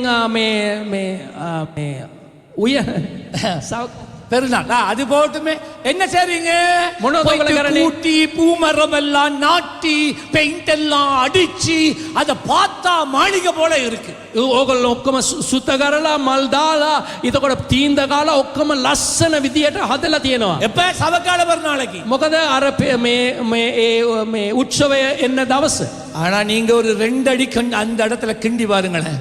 ඕගොල්ලෝ මේ අඩි දෙකක් කරි මේ හාරලා බැලුවොත් நாத்தம் எழும்பும், ගඳ ගන්නවා. புழு வரும், මේ පණ එනවා. பயந்து ஓடிடுவீங்க வீட்டு. බය වෙලා ඕගොල්ලෝ දුවනවා. பரிசேயர வாழ்க்கையை பார்த்து இயேசு அப்படித்தான் சொன்னார். පරිසුවරුගේ ජීවිතේ බලලා යේසුස් වහන්සේ நீங்க எல்லாரும் வெள்ளையடிக்கப்பட்ட கல்லறைகள் தான். ඕගොල්ලන් තීන්ද කාපු சமுதாயத்துக்கு සෝන தான் ஏதோ වගේ. பரிசுத்தவான்ட்டு வெள்ளை உடுத்து இருக்கிறீங்க. ඕගොල්ලන් සමාජයට පෙන්눔 කරන විදියට ඕගොල්ලන් සුදු ඇඳගෙන සිටිනවා. உள்ளான வாழ்க்கை சரி கிடையாது. ඕගොල්ලන්ගේ අතුලාන්ත ජීවිතය හරි නෑ. ஆனா இவன் சொல்றான், නමුත් මෙයා කියනවා நான் நீதிமான், මම ධර්මිෂ්ඨයෙක්. நீதியின்படி குற்றம் சாட்டப்படாதவன். මම ධර්මිෂ්ඨ විදියට ජීවත් වුණා, මගෙන් කිසි වැරදක් නැහැ. நான் நினைக்கிறேன் මම හිතනවා அவன் சாம்பிரதாயங்களை முழுமையாக சரியாக நிறைவேற்றினதினாலே, එයා ඒ සංස්කෘතිය හරි ආකාරව එයා පිළිපදින්නේ නිසා அவன் தான் ஒரு நீதிமான் என்று தன்னைத்தானே நினைத்துக் கொண்டான். එයා මම ධර්මිෂ්ඨයෙක් කියලා තමන්ම සිතාගෙන සිටියා. அதைத்தான் வேதம் சொல்லுகிறது, சுய நீதி. ඒ නිසා තමයි තමන්ගේ ධර්මිෂ්ඨ நாங்களே எங்களை நீதிமான்களாக கருதி கொள்ளுவது. අපිව ධර්මිෂ්ඨයෙක් කියලා සිතාගෙන සිටින එක. இன்னைக்கு சில நேரம் எங்களை அறியாம கொஞ்ச நேரம் கொஞ்சம் கூட நாங்க ஜெபிச்சிட்டோம்டா, සමහර වෙලාවට ටික වෙලාවක් ගොඩාක් අපි යාඥා කරොත්, கொஞ்ச நேரம் கூட நாட்கள் கொஞ்சம் உபவாசம் பண்ணிட்டோம்டா, වැඩි දවසක් අපි निराහාරයෙන් සිටියොත්, எங்கேயோ போயிட்டு கொஞ்சம் ஜனங்கள் மத்தியில சுவிசேஷம் அறிவிச்சிட்டோம்டா, කොයින්කරි ගිහිලා සුභාරංචි අපි ප්‍රකාශ කරලා හිටියා, கொஞ்சம் ஏழைகளுக்கு உதவி செய்துட்டோம்டா, දුප්පත් මිනිසුන්ට පොඩ්ඩක් උපකාර කරුත්, நாங்க எங்களுக்குள்ள எங்களை அறியாமலே ஒரு நீதி நமக்குள்ள வருது. අපිව දන්නේ නැතුවම අපි තුල අපි ධර්මිෂ්ඨයෙක් කියලා ஆனா හිතනවා. மத்தவங்களை போல இல்ல. මම අනිත් මිනිස්සු වගේ නෑ. நான் அது செய்றேன், நான் இது செய்றேன், நான் ஜெபிக்கிறேன், நான் துதிக்கிறேன், நான் அதுதான் அந்த சுயநீதி. මම ඒක කරනවා මේක කරනවා යාඥා කරනවා निराகாරයි ඉන්නවා, ඒක තමයි තමන්ගේ ධර්මිෂ්ඨය. சாம்பிரதாயங்களை பின்பற்றுவதனால் உண்டாகிறது இந்த சுய. ඒ නිසා මේ සංස්කෘතිය පිළිපදින්න විදිය තමයි මේ තමන්ගේ මේ ධර්මිෂ්ඨය. அதுல நாம் ஜாக்கிரதையா இருக்க ඒ வேண்டும். නිසා පොට්ටක් ඕගොල්ලෝ මේ අවධානයෙන් සිටින්න අවශ්‍යයි. எங்களுடைய நீதி අපේ ධර්මිෂ්ඨය தேவனுடைய பார்வையிலே දෙවියන් වහන්සේගේ බැලීමේ கந்தை துணியை போல இருக்கிறதாம். මේ කිලුටු වස්ත්‍රයක් විදිය තියෙනවා. கந்தை துணி என்றால் அங்கே எதை குறிக்கிறது தெரியுமா? මේ කිලුටු ඇඳුම් කියන්නේ මොනවද දන්නවද? ஒரு பெண்ணானவள் தனக்கு மாத வழிபாடு வரும்போது ඒ ගෑණියෙක්ට ඒ මේ මාසයට මේ ලේ යන්න කාලේ அவள் பயன்படுத்துகிற அந்த துணி இருக்கிறது. එයා පාවිච්චි කරන ඒ රෙදි තියෙනවනේ. அதை தூக்கி எறிந்து ඒක ඒගොල්ලන් වීසු කරලා அது மண்ணிலே இருந்து கொஞ்ச நாள் மழைக்கு வெயிலுக்கு எல்லாம் இருந்து உக்கினதுக்கு பிறகு එයා මැටි වලින් වැටලා දැන් අවුවට නැත්නම් වැස්සට ඔක්කොම පරණ වෙලා තියෙන විදිය. இப்ப நீங்க உங்களுடைய தோட்டத்தை சுத்திகரிக்கும் போது அந்தா வருது அந்த துணி. දැන් ඕගොල්ලන්ගේ වත්ත සුද්ධ කරන විදියට ඒ අඳුන් එනවා එළියට දැන්. எது මොකද ඒක தீட்டானது? ඔකද මේ එපා කරපු දෙයක්. நீங்கள் அருவருக்கிறது, ඕගොල්ලන්ට මේ අපිරිසුදු நீங்கள் දෙයක්. வெட்கப்படுகிறது, ඕගොල්ලන් ලක්ෂ වෙන්න දෙයක්. யாரும் அறியாதபடி திரும்பி தோண்டி தாட்டி விட்டுருவீங்க. කවුරුත් බලන්න කලින් මොකරි සංගවනව නැත්තම් වීසු කරනවා. உங்களுக்கு தெரியுமா, ඔගොල්ලෝ දන්නවද? அந்த வேதம் சொல்லுகிறபடி அந்த கந்தை துணினா எந்த துணி தெரியுமா? அது දැන් බයිබල් කියන විදියට ඒ ගිලුටු වස්ත්‍රය කියන්නේ මොකද? நான் இப்ப சொன்ன அந்த துணி தான். මම දැන් කියපු ඒ மனிதனுடைய நீதி. මිනිසුන්ගේ ධර්ම இன்றைக்கு என்னுடைய உங்களுடைய நீதி අද මට මගේ ඔබගේ ධර්මිෂ්ඨය தேவனுக்கு முன்பதாக எப்படி தெரியுமா இருக்கு? දෙවියන් වහන්සේගේ බැලීමේ කොහොමද තියෙනවද? நாங்களே அருவருக்கிற அந்த பொருளை போல தான் இருக்கிறது. අපිම අපිරිය මේ කැමැති නොකරන විදියට තියන්නේ විදිය சோ තියෙනවා. நான் என்ன நினைக்கிறேன் என்றால், මම මොනවද හිතනවා? இவன் பவுல் வந்து சவுலாக இருக்கும் காலங்களிலே அவனுடைய கிரியைகளை வைத்து தன்னை ஒரு நீதிமானாக கருதினான். පවුල් එයා සවුල් වෙලා හිටපු කාලේ එයා කරපු වැඩ තුලින් එයා හිතුවා මම ධර්මිෂ්ඨයෙක්. சரி, இப்ப அவன் மத்த குணாதிசயத்துக்கு நாங்க வருவோமே. දැන් එයාගේ අනිත් ගුණාංගය ගැන බලමු. அவனுக்குள்ள இருந்த காரியம். එයා තුලින් සිටපු දෙයක්. இப்ப அப்போஸ்தலர் 8ஆம் அதிகாரம் 3வது வசனம். අපෝ මේ அப்போஸ்தலர் கிரியாவளி ක්‍රියාපොතේ 8 වෙනි පරිච්ඡේදය 3 වෙනි පදේ. அப்போஸ்தலர் 8:3. ක්‍රියාපොතේ 63 வேதம் சொல்லுகிறது බයිබල් කියනවා இந்த சவுல் මේ සවුල් நான் நீதிமா என்னது நியாயப்பிரமாணத்தின்படி குற்றம் சாட்டப்படாதவன் என்று சொன்ன இந்த சவுல் ව්‍යවස්ථාව අනුව කිසිම වැරදක් නොකරපු එක්කෙනෙක් කියලා කියපු ඒ සවුල් இதே சவுல் அப்போஸ்தலர் 8:3 මේ සවුල් මේ ක්‍රියාපොත 8:3 කියනවා சவுல் வீடுகள் தோறும் நுழைந்து ඒ සවුල් මේ ගෙවල් පතා මේ ගීලා யார வீடுகள் කාගෙන් කවුද මේ ගෙදර கிறிஸ்தவர்களுடைய வீடுகளுக்குள்ளே புகுந்து ක්‍රිස්තියානි ජනතාවගේ නිවසට යනවා புருஷர்களையும் ஸ்திரீகளையும் இழுத்து கொண்டு போய் එයා පුරුෂවරුද ස්ත්‍රීවරුද අදගෙන ගීලා இந்த இழுத்து கொண்டு போறது என்று சொல்லும்போது අදගෙන යන්නේ එක කියන්නේ சும்மா இழுத்துட்டு போறது இல்ல නිකන් අදගෙන යන්නේ එක නෑ எப்படி ஒரு மிருகம் කොහමද එක සත්‍යෙක්ව அது அந்த அப்போஸ்தலர் நிருபத்தை எழுதினது லூக்கா ඒ මේ ක්‍රියාපොතේ ලියපු කතුවරයා லூக்கா ஒரு ரோமன் ඒ ලූක් එයා රෝමවරයෙක් ரோம ராஜ்யத்தினுடைய ராணுவத்தினுடைய மனநிலையை வச்சுதான் அவன் இதை எழுதுறான் එයා ඒ රෝම රාජ්‍යයේ නව ඒ සෙබුලුන්ගේ ඒ මනස තියාගෙන තමයි මේක இந்த ලියනවා சவுல் வந்து ஒரு யூதனாய் இருந்த போதிலும் මේ සවුල් ඒ යූදවරුක් විසින් සිටියුත් හරි அவன் ரோமர்களுடைய பிரஜா உரிமையை உடையவனாகவும் இருந்தான் ඒ රෝම රාජ්‍ය එයා මේ සිටිෂන් එක අරගෙන හිටපු එක්කෙනෙක් ஆகவே அவனுக்குள்ள இவன் ஒரு பக்கத்துல யூதனாய் இருக்கிறான் එක පැත්තෙන් එයා යුදවරුවෙක් மறுபக்கத்திலே இவன் ஒரு ரோமன் අනිත් පැත්තෙන් එයා රෝම මේ පැත්තෙක් ඉන්නවා ரோமர்கள் மிகவும் கொடூரமானவர்கள் රෝම ජනතාව ඉතාම ஜனதாபனமே රෝම රාණුවම්. රෝම අර මේ හමුදාව ඉතාමත් තද්දීන් මේ කඩක් වැඩ කරන්නේ මැරුණා இந்த நிகத்துக்குள்ள ஊசி ஏத்துறது නියපොත්ත තුලින් මේ පින් ගන්න එක இந்த நிகங்களை கலட்டுறது නියපොතු ගලවනවා தலகீழாக கட்டி தண்ணீருக்குள்ள இறக்கிறது මේ ඔළුව කකුල උඩ එල්ලලා මේ වතුර දාන්න එක தலை குத்தன உயர்த்தி பெட்ரோலோட சேர்ந்த பேக தலையில கட்டுறது මේ ගොඩ ඔළුව පාත් කරලා ඇංගලා පෙට්‍රෝල් දාලා අර බෑග් එකකින් කැඩ ගන්නවා இந்த கையை அப்படியே மேல கட்டி இந்த கால் குதிகால்ல பொல்லால அடிக்கிறது ඒ මේ අත් දෙකම උඩට මේ බැඳලා එල්ලලා අර මේ පාතෙන් මේ යටේ ඒ පොල් වලින් ගානවා அந்த அடி உச்சிக்கு வரும் එතන ගානකොට අපේ ඔළුවට ඒක அவர்கள் දැනෙනවා விடுதலை செய்யப்பட்டாலும் ඒගොල්ලන් සමහර වෙලාවට නිදාස් කරුවා அதனுடைய விளைவு சாகும் வரைக்கும் அவர்களுக்குள்ள இருக்கு ඒ මේ ගාපු ගැහිල්ලට ඒ ප්‍රතිඵලය ඒගොල්ලෝ මැරණකම් තියෙනවා ஆண்கள் பெண்கள் என்று பார்க்க மாட்டார்கள் ගෑණි පිරිමි කියලා බලන්නේ නැහැ நான் அறிந்த வகையில இந்த கம்பி வேலியை எடுத்து பெண்ணுறுப்புக்குள்ளேயும் அவர்கள் போடுவார்கள் මං මේ ආරංචි වුණේ විදියට මේ ගෑනුන්ගේ ඒක තුලින් ඇඳුම් තුලින් දාලා තියෙනවා சிகரெட்டால நெருப்பால சுடுறது සිගරට් අර ගින්න වලින් පිච්චෙනවා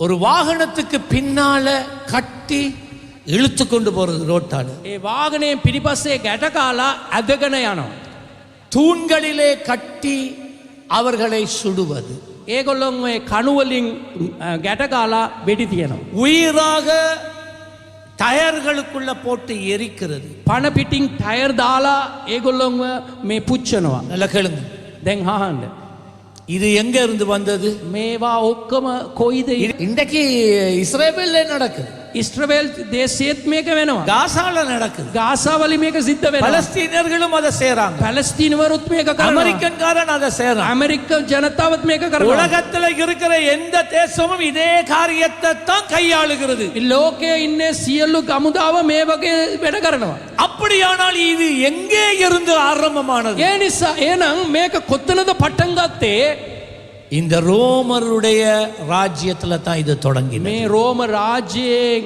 තමයි මේක පටන් ගත්තේ. மிகவும் கொடூரமானவர், තාමත් මේ දූෂණ විදියට மிகவுமாக ஒரு மனிதனாக பார்க்காத ஒரு ராணுவம் அது. මේ මේ මේ මේ மினியக்வ මිනිහෙක්ව මිනිහෙක් විදියට බලා නැති හමුදාවක් තමයි රෝම.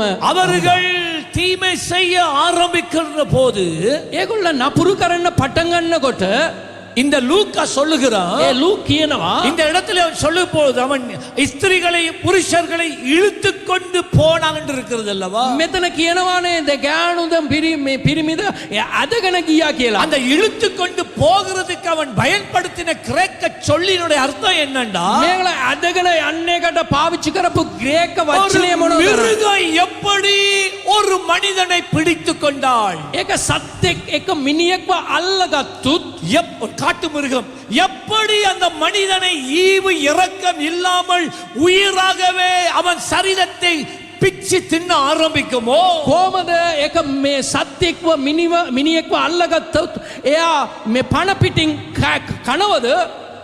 அப்படிப்பட்ட ஒரு மனிதனாக இந்த சவுல் இருந்தான். ඒ වගේ එක්කෙනෙක් විදියට තමයි මේ සවුල් සිටියා. இந்த மனுஷன் தான் என்ன தெரியுமா சொன்னா, මිනිහෙක් තමයි මොනවද කිව්වේ? நியாய பிரமாணத்தின்படி நான் தவறு விடாதவன். தொடர்ந்து வேதம் சொல்லுகிறது, දිකටම දෙවියන් වහන්සේගේ වචනේ කියනවා அவர்களை இழுத்து கொண்டு போய் காவலில் போடுவித்து ඒගොල්ලෝව අරගෙන ගිහලා ඉරගෙදරෙන් දානවා. சபையை பால் கடிக்க பண்ணினானாம். සභාව එයා විනාශ කරා. பாருங்க, யார் சொல்றது நான் நியாய பிரமாணத்தின்படி நான் மீறாதவன் என்று? කවුද මේක කියන්නේ? දැන් ව්‍යවස්ථාව අනුව කිසි වැරදක් කරේ வெறி නැහැ. பிரித்த ஒரு மிருகத்தை போல ඊටම දුෂ්ට ඒ සත්‍යෙක් වගේ இந்த சவுல் இருந்தான். ඒ සවුල් සිටියා. ஒரு நாள் வந்தது, දවසක් ආවා. இப்ப நல்லா கவனிக்கணும். දැන් හොඳට අවුල් எருசலேமில் இருக்கிற அத்தனை கிறிஸ்தவர்களுடைய வீடுகளையும் பாழாக்கினான். එරුසලේමේ සිටපු සියලු ක්‍රිස්තියානි ජනතාවගේ නිවස එයා නාස්ති කරා. ஆலயங்களையும் பாழாக்கினான். සියලු දේව මාලිගාව එයා විනාශ කරා. அநேக புருஷர்களையும் ஸ்திரீகளையும் கொலை செய்தான். ගොඩාක් මිනිසුන්ව මේ ස්ත්‍රී පුරුෂයාව එයා මරුවා. சரித்திரம் சொல்லுகிறது, அவனோடு வந்த ராணுவர்கள் பிள்ளைகளை கால்களிலே குழந்தைகளை கால்களிலே பிடித்து நிலத்திலே அடித்து தலையை அடித்து கொலை கொன்றார்களாம். ඉතිහාසයෙන් කියනවා එයාත් එක්ක ආපු හමුදාව පොඩි දරුවන් පිට කකුලෙන් අල්ලලා ගාලා මැරුවා කියලා. அவ்வளவாய் கிறிஸ்தவர்கள் மேலே மிகுந்த கொடூர கசப்புடையவனாய் இருந்தான். ඒ වගේ ක්‍රිස්තියානි ජනතාව මැතේ ඊටම තිත්තකමෙන් වැඩ කරපු කෙනෙක් තමයි මෙයා. ஒரு பக்கத்திலே இவன் ஒரு பரிசேயன், එක පැත්තෙන් එයා පරිශිවරුයි. மறுபக்கத்திலே இவ்வளவு கொடூர மிருகத்தன்மை அவனுக்குள்ளே இருக்கிறது. අනිත් පැත්තෙන් ඊටම දුෂ්ට මේ සත්‍යෙක් වගේ මෙයා වැඩ කරා. இன்றைக்கு நாங்க சவுல போல இருக்கிறோமா? දැන් අපි සවුල් වගේ ඉන්නවද? ஒரு பக்கத்திலே பரிசுத்தவான்கள் போல இருக்கிறோம், එක පැත්තෙන් සුද්ධවන් දේවක වගේ ඉන්නවා. மறுபக்கத்திலே மிகவும் கொடுமையானவர்களாய் இருக்கிறோம். අනිත් පැත්තේ ඊටමත් මේ වංචා විදියට ජීවත් වෙනවද? ஒரு நாள் இப்ப எருசலேமை காலி பண்ணிட்டான். දැන් එරුසලේම ඔක්කොම විනාශ කරලා ඉවරයි. எருசலேமில் இருந்ததான விசுவாசிகள் எருசலேமை விட்டுட்டு ஓடி போயிட்டாங்க. එරුසලේමේ සිටපු ක්‍රිස්තියානි අතගිලි බන්දෝ ඒගොල්ලන් ඒ එරුසලේමේ හතර ගියා. மலைகளுக்குள்ளே போய் அவர்கள் ஒளித்துக் கொண்டார்கள். ඒගොල්ලන් හන්දට ගිහලා හංගලා හිටියා. குகையிலே போய் வாழ்ந்தார்கள். ඒගොල්ලන් කුකාවෙන් හිටියා. இப்ப இவன் யோசிக்கிறான், දැන් මෙයා සිතනවා எருசலேமை கிளியர் பண்ணியாச்சு, එරුසලේම ඔක්කොම ක්ලියර් කරලා ඉවරයි. அடுத்த பட்டணத்துக்கு போகிறான். අනිත් පට්ටනය මේ ගමට යනවා. அவனுடைய இந்த தீய கிரியையை அடுத்த லெவலுக்கு கொண்டு போகிறான். ඒ මේ දුෂ්ට ක්‍රියාව අනිත් මේ නගරයට අරන් යනවා. விடக்கூடாது. අතරින්න හොඳ නැහැ. ஆகவே அடுத்த லெவலுக்கு இவன் போகிற நேரத்திலே එයා අනිත් පිළිව මේ පැත්තකට යන්නට එයා යනකොට அப்போஸ்தலர் 9ஆம் அதிகாரம் 3 முதல் 6 வசனத்திலே ක්‍රියාපොතේ 9 වෙනි පරිච්ඡේදය 3 වෙනි පරිච්ඡේදයට මේ 6 වෙනි වෙන அவனோடு ஒரு ராணுவம் இருந்தது. එයා සමග හමුදාවක් සිටියා. எருசலேமில் இருந்து தமஸ்கு என்கிற பட்டணத்தில் இருக்கிற கிறிஸ்தவர்களை அழிக்கிறதுக்காக போகிறான். එරුසලේම ඉඳලා තමස්කු කියලා නගරයට ඒ ඉන්නව ක්‍රිස්තියානි ජනතාව ජනතාව විනාශ කරන පිණිස එයා යනවා. இப்படியாக அவன் குதிரையிலே போய்க்கொண்டு இருக்கின்ற போது මෙයා මේ මගේ අසුවෙන් යනකොට அவன் தமஸ்குவுக்கு சமீபித்த போது එයා තමස්කු නගරයට ලං වෙනකොට சடுதியிலே suddenly வானத்திலே இருந்து අහසේ සිට ஒரு ஒளி அவன் மேலே பிரகாசித்தது. ඒ එක මේ එලියක් එයාගේ அந்த උඩින් வெளிச்சத்தை அவன் கண்டதுமே, ඒ එළිය එයා දුටුවාන් அந்த පස්සේ வெளிச்சம் அவன் மேலே பட்டதுமே, ඒ එළිය එයාට මේ ස්පර්ශ කරුවා அந்த පස්සේ வெளிச்சம் அவனை தூக்கி எறிந்தது. ඒ එළිය එයාව විශ්සු කරා. அவன் தரையிலே விழுந்தான். එයා මේ බිමෙන් වැටුණා. அவன் விழுந்து கிடக்கிற நேரத்திலே එයා වැටිලා සිටින වෙලාව இப்ப வானத்திலே இந்த ஒரு சத்தம், ආකාශයෙන් සද්දයක් එනවා. சவுலே සවුලේ சவுலே සවුල් ஏன் என்னை துன்பப்படுத்துகிறாய்? අයි ඔබ මාව කනකාටු நீ කරන්නේ. ஏன் என்னை துன்பப்படுத்துகிறாய் අයි ඔබ මාව වේදනා කරන්නේ. என்று தன்னுடனே சொல்லுகிற ஒரு சத்தத்தை கேட்டான். ඒ තමන් තුලින් මේ කතා කරනව ඒ සද්දේ ආසුවා. அப்பொழுது இவன் சொல்லுகிறான், එතකොට එයා කියනවා ஆண்டவரே நீர் யார்? ස්වාමිනී ඔබ කවුද? ஆண்டவரே நீர் யார்? ස්වාමිනී ඔබ කවුද? அதற்கு ஆண்டவர் சொன்னாரா, இயேசு. එයා දෙ ස්වාමින් වහන්සේ நீ කිව්වා මම යේසු. துன்பப்படுத்துகிற இயேசு கிறிஸ்து நானே. ඔබ දුක් කරන වේදනාවකට පත් කරන්නේ යේසුස් වහන්සේ මමමයි. முள்ளில் உதைக்கிறது உனக்கு கடினமா இருக்கா? முள்ளால முள்ள போட்டு குத்துறது உனக்கு கஷ்டமா இருக்கான்னு கேட்டா. මේ කටුවලට ගාන්න එක ඔයාට අමාරු වෙලා තියෙනවද කියලා ඇහුවා. சில நேரங்கள்ல நாங்க நினைக்கிறோம், සමහර වෙලාවට අපි හිතනවා இப்படிப்பட்ட மனிதனையும் ஆண்டவர் சந்திப்பாரா? මේ වගේ මිනිස්සුව දෙවියන් වහන්සේ මුණ இப்படிப்பட்ட ගැසෙනවද? கொடூரமான மனிதர்கள் ஆண்டவருக்கு தேவையா? මේ වගේ තුෂ්ට මිනිස්සු දෙවියන් වහන්සේට ඕනද? இத்தனை கொலைகளை செய்தவன், முதலாவது சபையினுடைய முதலாவது இரத்த சாட்சி எஸ்தேவான். මෙච්චර මිනිස්සුව මරපු එක්කෙනෙක්, මේ පළමු මේ ලේව කරපු ක්‍රිස්තු මේ යේසුස් වහන්සේ වෙනුවෙන් ඒ ස්තේවාන්. அந்த ஸ்தேவான் கல்லால் எரிந்து கொல்லப்படுவதற்கு பெர்மிஷன் கொடுத்தது இந்த சவுல் தான். ඒ ස්තේවාන් කල්ගාලා මරන්නට ඔප්පු දුන්නේ මේ සවුල් තමයි. ஒவ்வொரு கல்லும் அந்த ஸ்தேவானின் தலையை போய் அடிக்கிற நேரத்துல එක එක කල් ඒ ස්තේවාන්ගේ ඔළුවට වදින්න වෙලාවට அவனுடைய தலையிலே இருந்து ரத்தம் பீரிடுகிற நேரத்துல එයාගේ ඔළුවේ සිට ලේ වකුරන්න වෙලාවේ அவனுக்கு சந்தோஷம் தான் உண்டானது. එයාට සතුටු වුණා. அவன் மகிழ்ச்சியா இருந்தான். එයා මේ ගොඩාක් සතුටු වුණා. அவனுக்குள்ள இன்னும் பலரை கொலை செய்ய வேண்டும் என்கிற தாகம் தான் உண்டாயிற்று. තව ගොඩා මිනිස්සුව මරන්න ඕන කියලා ආසාවක් ඇති වුණා. இப்படிப்பட்ட ஒரு மனிதன், මේ වගේ සිටපු එක්කෙනෙක් තමයි அநேக මෙයා. குழந்தைகளை அனாதைகள் ஆக்கின மனிதன், ගොඩාක් දරුවන්ව ඒගොල්ලන්ගේ අම්මා තාත්තා නැති කරපු எத்தனையோ එක්කෙනෙක්. வாலிபர்களை கெடுத்த மனிதன், ගොඩාක් තරුණායව ජීවිතය විනාශ எத்தனையோ කරපු එක්කෙනෙක්. ஸ்திரீகளை விதவைகளாக்கின இந்த மனிதன், ගොඩාක් ස්ත්‍රීවරු ස්වාමි පුරුෂයාව නැති කරපු එක්කෙනෙක්. எத்தனையோ பேரை சிறையிலே அடைத்து சித்திரவதைப்படுத்தின இந்த மனிதன் ගොඩාක් මිනිස්සුව ඉරකදරට දාලා වේදනාවට இன்னும் சபையை කරපු துன்பப்படுத்த போகிற நேரத்துல තවත් සභාවට පීඩා දෙන්නට යන්න විදියට தேவனுடைய கண்கள் அவன் மேலே பதிந்தது. දෙවියන් වහන්සේගේ අස් එයා මතේ පැද්ද තැබුණා. மனிதன் பார்க்கிற வண்ணமாக தேவன் பார்ப்பதில்லை. මිනිස්සු බලන්න විදියට දෙවියන් වහන්සේ. நாங்க அநேக நேரங்களில் நினைப்பது, අපි ගොඩාක් වෙලාවට හිතන්නේ இவன் மேல தேவ கோபாக்கின வந்து இறங்கும், මේ මතේ දෙවියන් වහන්සේගේ කෝපය අනිවාර්යයෙන්ම එනවා. இவன் மேல இடி விழணும், මේ ඇන වැටිනවා. எல்லாரும் பார்த்திருக்க அழியணும். මෙයා මිනිස්සු බලන්න அப்படிதான் විදියට විනාශ நாங்க වෙලා நினைக்கிறோம். ඒ විදිහ අපි හිතනවා. ஆனா நம்முடைய தேவன் அப்படிப்பட்டவர் அல்ல. නමුත් අපේ දෙවියන් වහන්සේ ඒ විදිහේ மனிதன் பார்க்கிற வண்ணமாய் பார்க்கிறவர் அல்ல. உன் வழிகள் என் வழிகள் அல்ல என்று சொன்னார். ඔබගේ මාර්ගය මගේ මාර්ගය නෑ. இவனுடைய வாழ்க்கையில இவ்வளவு தீமை இருந்தாலும் මෙයාගේ ජීවිතයේ මෙච්චර නපුරු දෙයක් තිබුණුත් அவனுக்குள்ளே நல்ல காரியம் இருக்கிறதையும் அவர் கண்டார். මෙයා තුල හොඳ යහපත් දේ තියෙන එක දෙවියන් වහන්සේ දැක්කා. எப்படிப்பட்ட கொடூரமான மனிதனாய் இருந்தாலும் කොච්චර මේ දුෂ්ට මිනිහෙක් වුණුත් நியாயப்பிரமாணத்தை தேவனை நேசிக்கிற ஒரு மனிதன் அந்த இருதயத்தை ஆண்டவர் கண்டார். වේවස්ථාව දෙවියන් වහන්සේව ප්‍රේම කරන්නේ හදවත ඒ දෙවියන් වහන්සේ දැක්කා. வேதம் சொல்லுகிறது, බයිබල් කියනවා ஆனை தேவன் தமக்கென்று வேறு பிரித்து வைத்திருக்கிறார். භක්තිවන්තයෝව දෙවියන් වහන්සේ තමන් වෙනුවෙන් එයා වෙන් කරලා තියාගෙන. ஒருவேளை அவன் தேவனை இயேசுவை அறியாம இருக்கலாம்.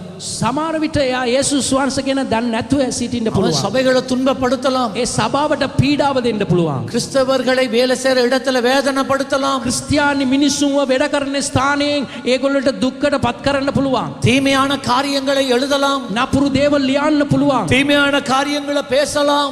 මේ නපුරු දේවල් කියන්න පුළුවන්. தீமையை நாங்கள் ஒரு நாள் தீமையினால மேற்கொள்றதில்லை. මේ නපුරු දේවල් අපු නපුරු කරලා මේක ජය ගන්නට බෑ. தீமையை நன்மையினால தான் மேற்கொள்ளணும். අපි නපුරු දේවල් යහපත් දේවලින් තමයි ජය ගන්න පුළුවන්. தேவன் நாங்க நினைக்கிறோம் தேவன் அவர்களை தண்டிக்கணும். අපි හිතනවා දෙවියන් වහන්සේ ඒගොල්ලන්ට දඬුවමක් දෙන්න அவருடைய ඕනේ. நியாய தீர்ப்பை ஊற்றணும். දෙවියන් වහන්සේ දර්ශමින් එයාගේ அவன் நாசமா නීතිය කරන්න ඕනේ போகணும். කියලා. එයා විනාශ වෙන්න ඕනේ. பிரியமான தேவ பிள்ளையே, දෙවියන් වහන්සේට ප්‍රේමවන්ත වෙනි. தேவனுடைய இருதயத்தில் இருக்கிற முதலாவது அஜெண்டா இதுதான். දෙවියන් වහන්සේගේ හදවතේ තියෙන්නේ පළමු අජෙන්ඩා මේක ஒரு තමයි. மனிதன் எப்படிப்பட்டவனாக එක இருந்தாலும் මිනිහෙක් කොයි විදියට ජීවත් වුණත් හරි அவன் ரட்சிக்கப்படுவது එයා ගැලවීම ලැබෙන්නේ ஆண்டவருக்கு பிரியம். දෙවියන් වහන්සේට எத்தனை කැමැත්තයි. பேர் விசுவாசிக்கிறீங்க? කී දෙනෙක් විශ්වාස කරනවද? ஹல்லேலூயா. හලලුයා. ஆண்டவர் நியாயம் தீர்க்காம இருக்கிறதுக்கு காரணம் அது. දෙවියන් වහන්සේට තවම දඬුව දෙන්නත්ව තියෙන්නේ ඒක තමයි. මොකද එයා ගැලවීම இவன் ලැබෙන්නේ. அழிஞ்சு போக கூடாது. මෙයා විනාශ වෙන්න හොඳ නැහැ. ரட்சிக்கப்படணும். මෙයා ගැලවීම ලැබෙන්න அதான் ඕනේ. அவர் பொறுமையா இருக்கிறார். ඒ නිසා තමයි ඉවසලික இல்லாட்டி වන්දෙන් எப்பயோ කියනවා. நியாய தீர்ப்பை ஊற்றிருப்பார். නැත්තම් ගොඩාක් දවසට කලින් එයා දෙවියන් වහන්සේ දඬුවම දීලා ඇති. அருமையான தேவ பிள்ளையே, තාමත් දෙවියන් වහන්සේගේ ප්‍රේමවන්තවනි. தேவன் இந்த மனிதனை தேடி வந்தார். දෙවියන් වහන්සේ මේ මිනිහෙක්ව සොයාගෙන ආවා. தேவன் அவனை சந்தித்தார். දෙවියන් වහන්සේ එයාව මුණ ගැසුවා. 6ஆம் வசனம் சொல்லுகிறது, 6 වෙනි පදේ කියනවා. அவன் நடுங்கி එයා වැවුලුවා. திகைத்து බය වුණා. சொன்ன, ஆண்டவரே, ස්වාමිනී நான் என்ன செய்ய சித்தமாய் இருக்கிறேன்? මම මොන කරන්න ඔබට කැමැත්ත තියෙනවද? இதுதான் ரட்சிப்புக்கு முதலாவது படி. මේක තමයි ගැලවීම ලබා ගන්නට පළමු පියවර. நான் என்ன செய்யணும் ஆண்டவர்? මම මොනෝද කරන්න ඕන? அப்ப அவர் சொன்னார், එතකොට ස්වාමිනී කිව්වා நீ நேர்த்தருக்கு போ. ඔයා නීර් පාර ඒ පාරට යන්න. அங்க ஒரு இடம் உனக்கு ஆயத்தப்படுத்தி இருக்கிறேன். එතන ඉඩමක් මම සූදානම් කරලා அங்க තියෙනවා. என்னுடைய ஊழியக்காரனை நான் அனுப்புவேன். එතන මගේ සේවකයෙක්ව මම එවනවා. அவர் கூடாக உனக்கு நான் வச்சிருக்கிற திட்டத்தை அறிவிப்பேன் என்று ஆண்டவர் சொன்னார். එයා තුලින් ඔබ වෙනුවෙන් මම තියාගත්තා වූ ඒ සැලසුම මම ඔබට දෙනවා. இந்த வெளிச்சத்தை கண்டதுமே ඒ එළිය දැක්ක ගමන් அவனோட இருந்தவன் எல்லாம் ஓடி தொலைஞ்சிட்டான். එයාත් එක්ක සිටපු අය ඔක්කොම දුවලා හැංගුවා. அந்த வெளிச்சம் ඒ එළිය இவனுடைய கண்களையே குருடாக்கிட்டு. මෙයාගේ අස් මේ අන්ධකාර කරා. இப்ப கண் தெரியாட்டி உன்னால என்ன செய்ய முடியும்? දැන් මෙයාට අස් පේන්නේ මොනවද කරන්න පුළුවන්? வாழ்க்கை போச்சு. ජීවිතේ ගියා. உன்னோட இருந்தவங்க எல்லாம் ஓடிடுவான். අපිත් එක්ක සිටපු ඔක්කොම ගියා.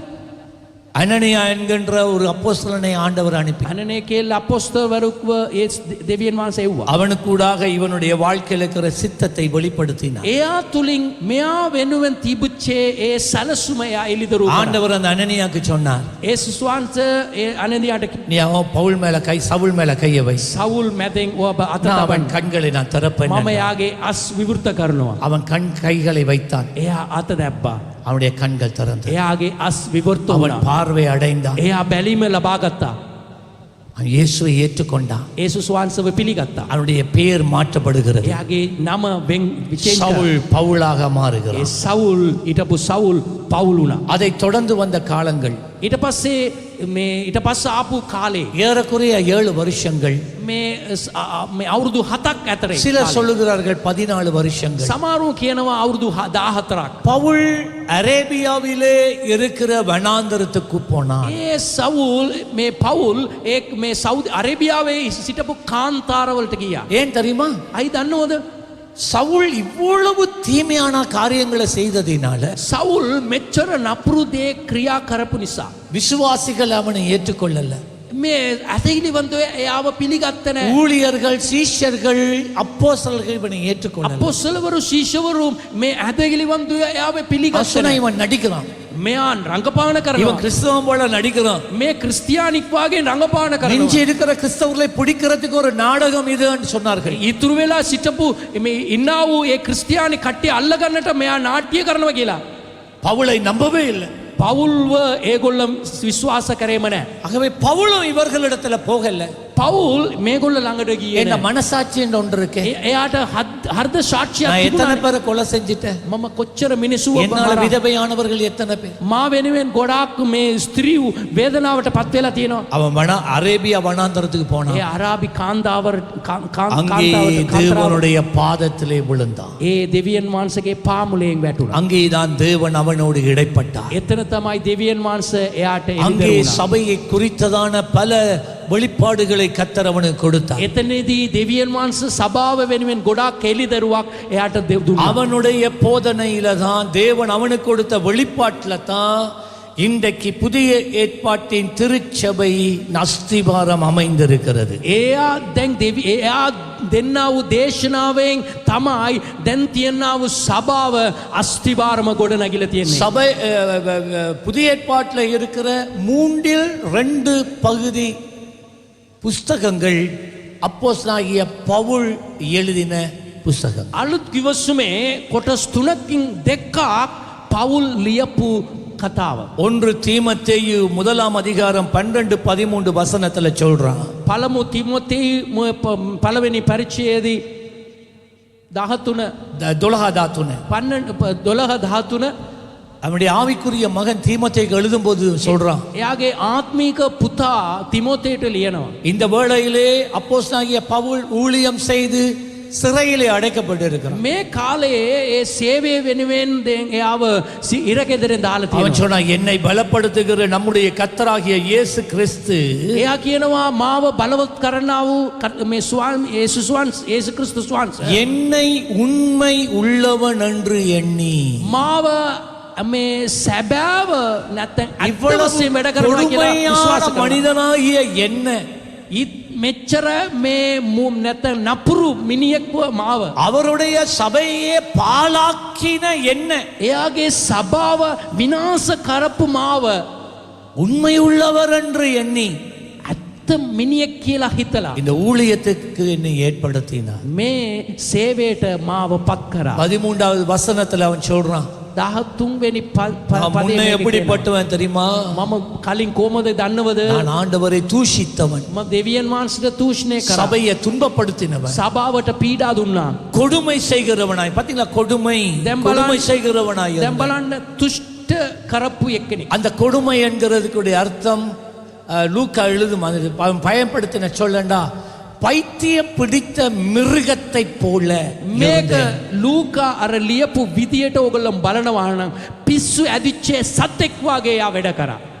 இப்படியாக நான் இருந்தேன். அப்படி இருந்தும் ඒ වගේ සිටපු මාව நான் அறியாமல் அவிசுவாசத்தினாலே அப்படி செய்தபடியினால் මම නොදැනමින් කරපු ඒ වැරදි දේවල්ට මම කර නැතුව தேவன் என்னை மன்னித்தார். දෙවියන් වහන්සේ මට කම அறியாத காலங்கள், මාම නොදැන සිටපු කාලේ அறியாமல் செய்த பாவங்களை නොදැන කරපු පාපයට தேவன் மன்னிப்பார்.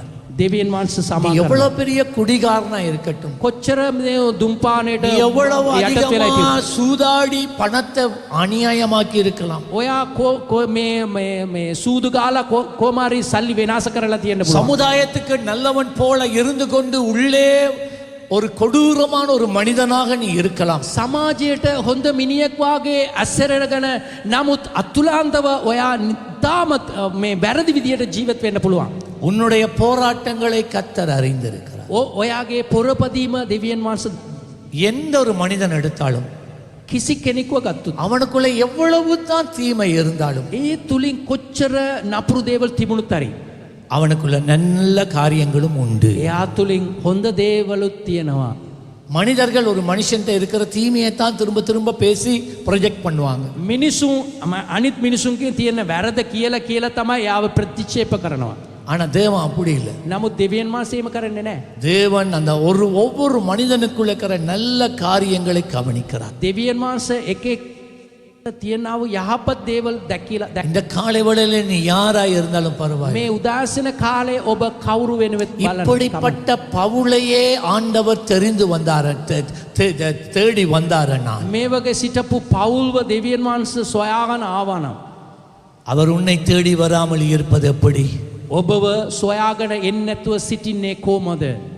பவுலையே தேவன் இவ்வளவு வல்லமையா பயன்படுத்துவாரானா පවුල්ව දෙවියන් වහන්සේ ඊටමත් බලයෙන් පාවිච්චි කරනවා නම් தேவன் உன்னை வல்லமையாய் பயன்படுத்தாமல் இருப்பது எப்படி? දෙවියන් වහන්සේ ඔබව බලවත් ලෙස පාවිච්චි කරන්නේ නැතුව සිටින්නේ කොහමද? இதோட நான் முடிக்க போகிறேன். මේත් එක්ක මම ඉවන பிலிப்பியர் 3ஆம் அதிகாரம் පිලිපි 3 වෙනි පරිච්ඡේදය 12 முதல் 14 வசனங்கள். 12 සිට 14 වෙන. இப்போ அவன் சாக போகிற நாட்கள். දැන් මෙයා දැන් මැරින්න කාලයක් ලම්. அவன் இரத்த சாட்சியாக மரித்தான். එයා ලේ සාක්ෂිය විදියට මැරුණා. விசேஷம் உண்மையாகவே இந்த 2ஆம் தீமோத்தேயு 2ஆம் நிருபத்தை எழுதுற நேரம் எழுதி கொண்டிருக்கிற நேரமே அவனுக்கு மரண தண்டனை கொடுக்கிறதுக்கு அதிகாரிகள் வந்திருந்தார்கள். මේ දෙක තීමෝතේයු ලියන්නේ මේ මගදී එයාට මරණ දඬුවමක් දෙන්නට මේ මිනිස්සු ආවා. அந்த காலத்துல தான் இந்த பிலிப்பியருக்கு அவன் எழுதுகிறான். ඒ කාලයෙන් තමයි ඒ පිලිපි පොත ලියනවා. அவன் சொல்றான், நான் அடைந்தாயிற்று அல்லது முற்றிலும் தேறினவனானேன் என்று எண்ணாமல். එයා කියනවා මම ඔක්කොම ලබා ගත්තා නැත්තම් මම ඔක්කොම සම්පූර්ණ වුණා කියලා කියන්නේ නැතුව கிறிஸ்து, இதுதான் இது கிறிஸ்து, මේක තමයි ක්‍රිස්තුස් වහන්සේ, கிறிஸ்து இயேசுவினால் ක්‍රිස්තුස් යේසුස් වහන්සේ நான் எதற்காக මාව කොම මොන ආකා දේවල්ට பிடிக்கப்பட்டேனோ අල්ලගත්තාද அதை பிடித்து கொள்ளும்படி ඒක අල්ලගන්න පිණිස ஆசையாய் தொடர்கிறேன். කැමැත්තෙන් මම ගමන් அதோட කරනවා. அர்த்தம் என்ன தெரியுமா? ඒකට අර්ථය මොකද නම් இப்படியா இருந்த என்னை මේ වගේ සිටපු මාව இயேசு யாருண்டே எனக்கு தெரியாது. යේසු කවුද කියලා මම දන්නම நான் නෑ. என்னுடைய மதத்தில் வைராக்கியத்திலேயே நான் கிறிஸ்துவை எதிர்த்தவன். මගේ ආගමේ ඊටම තදින් අල්ලගෙන මම ජීවත් වෙච්ච කෙනෙක්. மதத்தை விடுவோம். මේ ආගම අතරින්නකෝ. நான் புருஷர்களை கொலை செய்தேன் அல்லவா? මම පුරුෂයව මරලා දැම්මා. பெண்களை கொலை செய்தேன் அல்லவா? ස්ත්‍රීවරුව මම මරලා දැම්මා. பிள்ளைகளை கொன்றேன் அல்லவா? දරුවෝ මම මරුවා නේද? ஒருவர் ரெண்டு பேரையா? එක්කෙනෙක් දෙන්නෙක්ද? இல்ல, නෑ. ஆயிரக்கணக்கிலே கொன்றேன். දස ගාණක් මං මැරුවා. குடும்பங்களை நாசமாக்கினேன். පවුල් පිටින් මම විනාශ කරා. ஊழியங்களை அழித்த மனுஷன் நான். සේවය මම නැස්ති කරා. இப்படி இருந்த என்ன මේ වගේ සිටපු මාව ஏன் ஆண்டவர் பிடித்து கொண்டார்? අයි යේසුස් වහන්සේ අල්ලගත්තේ? ஏன் අයි ஏன் பிடிச்சாருன்னு அவருக்கு அனனியா கூடாக வெளிப்படுத்திட்டார். යේසුස් වහන්සේ අයි අල්ලගත්තේ කියලා අනනියා තුලින් එයාට එළිදරු වුණා. அவன் சொன்னான், நான் புறஜாதியின் இடத்துல நான் உன்னை கொண்டு போறேன், சுவிசேஷம் அறிவிக்க. පිටස්තරව අනිත් මිනිසුන්ට සුභාරංචි අරගෙන යන්නට තමයි ඔබ நீ තෝරගත්තේ. ராஜாக்களுக்கெல்லாம் சுவிசேஷம் அறிவிக்க நான் உன்னை தெரிஞ்சிருக்கிறேன். ඔබ රජවරුන්ට සුභාරංචි කියන්න පිණිස මම ඔබව තෝරගත්තා அவர் කියලා. சொன்ன மாதிரியே அவனுடைய வாழ்க்கையில நடந்தது. එයා කියපු විදියම එයාගේ ජීවිතයට සිත වුණා.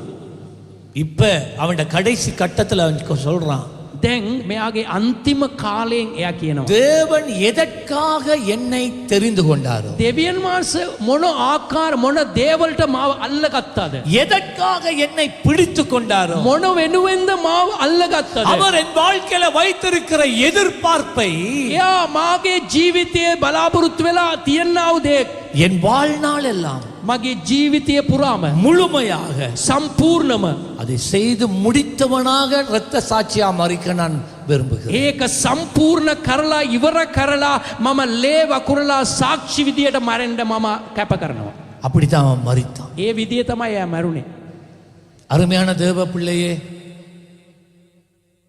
உன்னை எப்படியோ இருந்த உன்னை ஆண்டவர் தெரிந்து கொண்டார். ඔයා කොයි විදියට ජීවත් වුණා නමුත් දෙවියන් වහන්සේ ඔබව තෝරගත්තා. சஞ்சிட வாழ்க்கை எனக்கு ஞாபகம் வருது. சஞ்சி ஸ்டெஃபியா லவ் பண்ணக்குள்ள සංජි ස්ටෙෆිව ප්‍රේම කරන්නේ කාලය එයා යේසුස් වහන්සේව පිළිගත්තන එයා அப்பொழுது ஸ்டெஃபி சொல்லியிருக்கிறார், எங்கள் அப்பர் ஒரு பாஸ்டர். එතකොට ස්ටෙෆි කිව්වා මගේ තාත්තා පාස්ටර්. தலை குத்தன என்றாலும் இதுக்கு ஓம்பட மாட்டார். මේ ඔළුව කරකලා හිටියුත්තර එයා ඕක් කියන්නේ நானும் எங்களோட அப்பரை மீறி நான் வர மாட்டேன். මමත් මගේ තාත්තට කැමැති නැතුව මට එන්න බෑ. என்ன සීයෝන් සභාවට එන්න එපා. நீ எங்கனாலும் சேர்ச்சுக்கு போகணும். කොයිරරි සභාවට යන්න. ஆகவே அவர் ஏயோஜி சபைக்கு போனார். ஏன் தெரியுமா போனார்? ஸ்டெஃபி அடைவதற்காக, මේ ලබා ගන්න පිණිස. லவ் பண்ணி கல்யாணம் கட்டுறதுக்காகத்தான் அவர் சேர்ச்சுக்கு போனார். විදියට තමයි සභාවට ගියේ. அப்ப சபைக்கு வந்த நோக்கம் வேற. ඒ සභාවට ආපු අරමුණ වෙන. அப்ப சேர்ச்சுக்கு போறார் இவர். නමුත් සභාවට යනවා. ஆனா இயேசுவை என்னை ஏற்றுக்கொள்ளல. නමුත් යේසුස් වහන්සේව இப்படி போய் கொண்டிருக்கிற நேரம் அவங்க ரெண்டு பேருக்கு இடையில பிரச்சனை வந்துட்டு, මේ වගේ යන්න කාලේ මේ අතරේ ප්‍රශ්නයක් ඇති වුණා. பிரேக் ஆயிட்டு, லவ் பிரேக். ලව් බ්‍රේක් වුණා. எனக்கு நீ வேணாம் போ என்று சொல்லிட்டாள் ஸ்டெஃபி. අපි කිව්වා දැන් ඔයා මට ඕනේ නැහැ කියලා කිව්වා. இவர் ரொம்ப இவரும் சேர்ச்சுக்கு போகாம நின்றுட்டார். මෙයාත් සභාවට යන්න එක නතර කරා. வீட்டுல இருந்து பெரிய உப்பாரி, break, love break. Love break වුණ නිසා ගෙදර ඉඳලා හඬනවා. மிகவும் மனமுடைந்த ஒரு நிலையில හදවත කැඩිලා හිටපු කාලේ அவர் சொன்னதைத்தான் நான் சொல்றேன். எனக்கு ஒரு கத்தான் சொன்னார், என்ன மண்டையில நல்லா பதிஞ்சிருக்கு. එකවරක් තමයි කිව්වේ මගේ ඔළුවට ඉතාමත් හොඳට. இவர் ஏதோ ஒரு வகையில මෙයා කොමාරි එක විදියෙන් மன உடைஞ்சி லவ் பிரேக்ல இருந்த காலத்துல, හදවත මේ කැඩිලා සිටපු කාලේ நான் வாழ்றதை விட செத்து போன நல்ல என்று நினைத்து මම கொண்டிருக்கிற ජීවත් நேரத்துல වන්නට වඩා මැරෙන්න එක හොඳයි කියලා හිතන වෙලාව அப்படியே நேரா கல்லடி பாலத்துக்கு போயிட்டு மூண்டாவது இல்லை அதை போகாம, சோ இவர் என்ன செய்தாருடா, ஆண்டவர் விடுவாரா? இவர் என்னடா சேர்ச்சுக்கு போற லவ்வுக்காக ඒ සභාවට යන්නේ இயேசுவை பார்க்க போகல, යේසුස් වහන්සේව බලන්න இயேசுவின் ගියා. சத்தத்தை கேட்க போகல, යේසුස් වහන්සේගේ இயேசு அவன் மேல வச்சிருக்கிற நோக்கத்தை நிறைவேற்ற அறிய போகல. දෙවියන් වහන්සේ එයා වෙනුවෙන් තියපු ඒ සලසුම ඉෂ්ට நான் කරන්න යන්න சேர்ச்சுக்கு කියනවා. போயிட்டு வந்தா அங்கிள் ஒரு நாளைக்கு ஓகே சொல்லுவேன். මම සභාවට ගිහිල්ලා ආවොත් අංකල් දවසක් ඕකේ நான் කියයි. இந்த பாஸ்டர்ட்ட அப்படினாலும் ஒரு கடிதம் எடுத்துருவேன். நான் ஞானசனம் எடுத்து கடிதம் எடுத்துருவேன். මේ පාස්ටර් තුලින් මම බෞතිස්ම අරගෙන මම ලිපියක් හරි අරගන්නවා. ஆனால் தேவன் அவருடைய கண்களை உருவமல வச்சிட்டா, නමුත් දෙවියන් වහන්සේ එක්කෙනෙක් මතෙන් දෙවියන් වහන්සේ අස් அவர் சரியான இடத்துல வந்து பிடிப்பார். හරි වෙලාවට හරි විදියට අල්ල ගන්නවා. இப்ப எல்லாம் உடைஞ்சி மனம் உடைஞ்சி ஆய் ஹோய் என்று சொல்லி நான் சாரேண்டு போனவர், මේක ඔක්කොම හිතවත ඔක්කොම කැඩිලා මම මැරෙන්න යනවා කියලා ගීපු එකෙනෙක් காலம்புற ஆராதனைக்கு போயிட்டார். උදෑසන මේ அது இடையில உங்களை போல கொஞ்சம் பேர் வாரது இடையில இடையில එතේ ඕගොල්ලන් වගේ සමහර මේ මැදෙන් එන්න විදියට යත් මැදෙන් ගියා.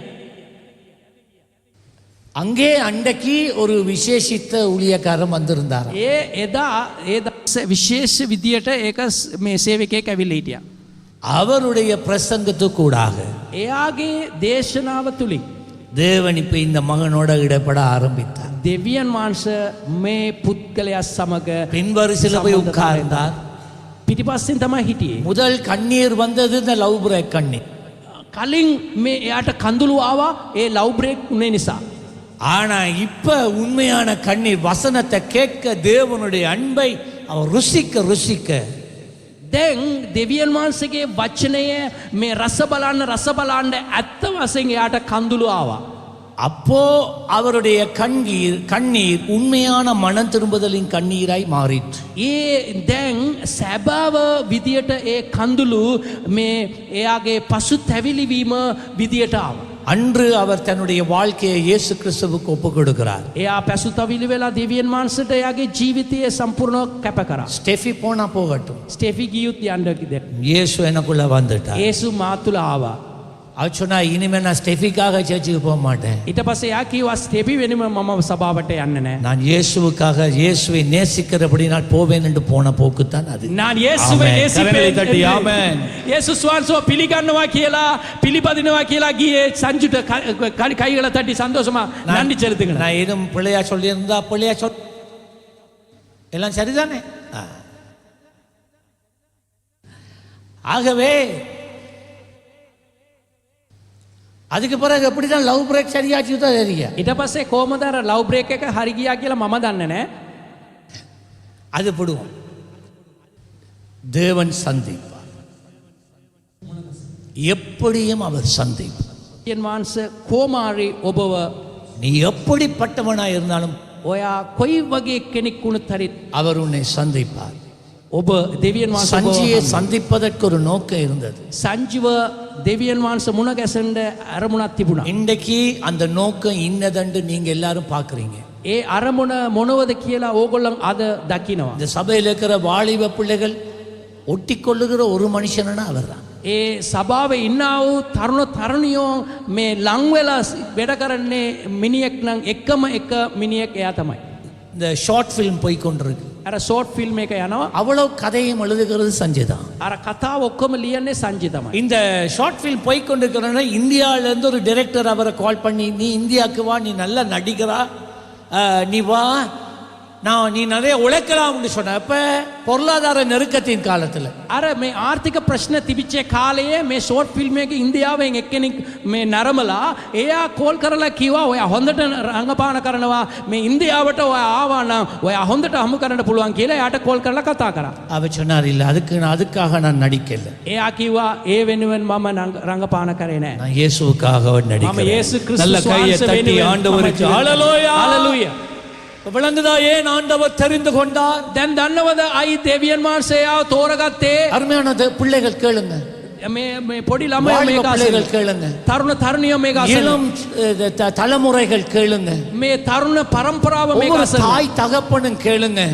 මේ මව්පියෝ මේක අසන. தேவன் உன்மேலே ஒரு திட்டம் வைத்திருக்கிறார். දෙවියන් වහන්සේ ඔබ වෙනුවෙන් සලසුමක් உன்னை තියෙනවා. கொண்டு அவர் செய்ய நினைத்திருக்கிற காரியம் பெரியது ஐயா, பெரியது.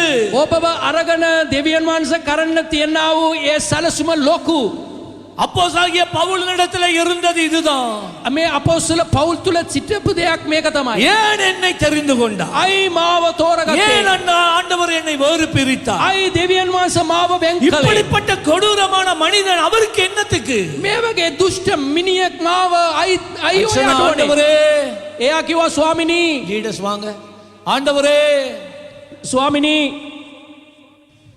நான் என்ன செய்ய விரும்புகிறேன்? මම මොනෝද කරන්නට ඔයාට කැමති? நான் என்ன செய்ய நீர் விரும்புகிறீர்? මම මොනෝ කරන්න ඕන කියලා ඔයා කැමතිව සිටින්නේ? என் சித்தம் அல்ல ஆண்டவர், මගේ කැමැත්ත නොවේ ස්වාමිනී. என் வாழ்க்கையில உம்முடைய சித்தம் நிறைவேற நீ ஒப்புக் கொடு. මගේ ජීවිතයේ ඔබගේ කැමැත්ත සිද්ධ වෙන්න පිණිස මාව அவன் කැප சொன்னான், කරනවා. நான் எதற்காக அழைக்கப்பட்டேனோ එයා කිව්වා මොන වෙනුවෙන්ද මාම දෙවියන් වහන්සේ කැඳවුවේ? அதை நிறைவேற்ற நான் தொடர்கிறேன். ஆசையாய் தொடர்கிறேன். ඒක සම්පූර්ණ කරන පිණිස ඉතාමත් කැමැත්තෙන් මම මගේ ගමන පටන් இங்கே ගන්නවා. இருக்கிற உங்கள் ஒவ்வொருவருக்கும் ஒரு அழைப்பு இருக்கு. මේ ඉන්නා වූ සියලු දෙනාටම ඒක කැඳවීමක් තියෙනවා. எல்லாராலும் பிரசங்கம் பண்ண இயலாது, එමෝකටම දේශනා කරන්නට බෑ. எல்லாராலும் பாட்டு பாட முடியாது, එමෝකටම ගීතිකාව ගායන, எல்லாராலும் டாய்லெட் கிளீன் பண்ண முடியாது, හැමෝකටම টොයිලට් එක සුද්ධ කරන්න බෑ. எல்லாராலும் அந்த ஜெபக்குழுவில் இணைய முடியாது. හැමෝකටම යාත්නා කණ්ඩායම එකතු වෙන්න බෑ. ஆனா உனக்கென்று ஒரு அழைப்பு உண்டு. නමුත් ඔබ වෙනුවෙන් එක කැඳවීමක් உனக்கென்று තියෙනවා. ஒரு அழைப்பு உண்டு. ඔබ වෙනුවෙන් කැඳවීමක් තියෙනවා. நீ அழைக்கப்பட்ட அழைப்பிலே உறுதி. ඔබ කැඳවපු ඒ කැඳවීමෙන් ඔබ ස්ථීරව සිටි නිරදෙනිපොම්. எழும்பி நில்லு.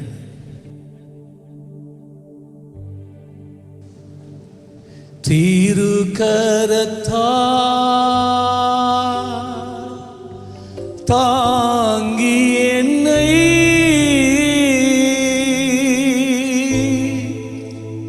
திரு சித்தம் போ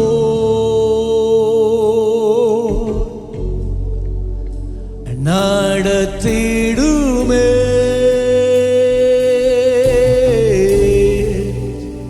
குயவன் கைய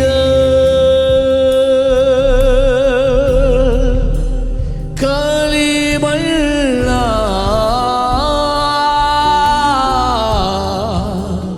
அனுதினம் நீ ஜீசஸ், precious Jesus வாணைந்திடுமே. பவுல் தன்னுடைய ஆவிக்குரிய மகன் தீமோத்தேயுவுக்கு அவன் கடைசியாக ஒரு எழுத்து எழுதுறான், கடிதம் எழுதுறான். පවුල් එයාගේ ආත්මික පුතාට අන්තිම ලිපියක් ලියනවා. 2 தீமோத்தேயு 4ஆம் அதிகாரம் දෙක තිමොතේයු 4 වෙනි පරිච්ඡේදය 6, 7, 8 வசனம். 6, 7, 8 වචනේ කියන. அவன் எழுதினான், එයා ලිව්වා ஏனென்றால் අයිනම් நான் பானபலியாக இப்பொழுதே பானபலியாக வார்க்கப்பட போகிறேன். දැම්මම මගේ ජීවිතය දෙවියන් වහන්සේ වෙනුවෙන් කැප වෙන්න යනවා. சொல்றான், என்ன எனக்கு மரண தண்டனை கொடுக்க, தலையை சிரச்சேதம் பண்ண வாசல்ல வந்து நிக்கிறான். එයා කියනවා මට මරණය පත් වෙලා තියෙන්නේ මගේ ජීවිතය පුද කරන්නට මම ඇවිල්ලා ඉන්නේ. இந்த கடிதத்தை எழுதி முடிக்க கொஞ்சம் பெர்மிஷன் கேட்டுக்கிறேன் மகனே. මේක ලියලා ඉවර කරන්නට මට අවසරයක් ලබාගෙන තිනවා. நான் எழுதுற கடைசி கடிதம் இதுதான். මම ලියන්නේ අන්තිම ලිපිනිය මේක තමයි.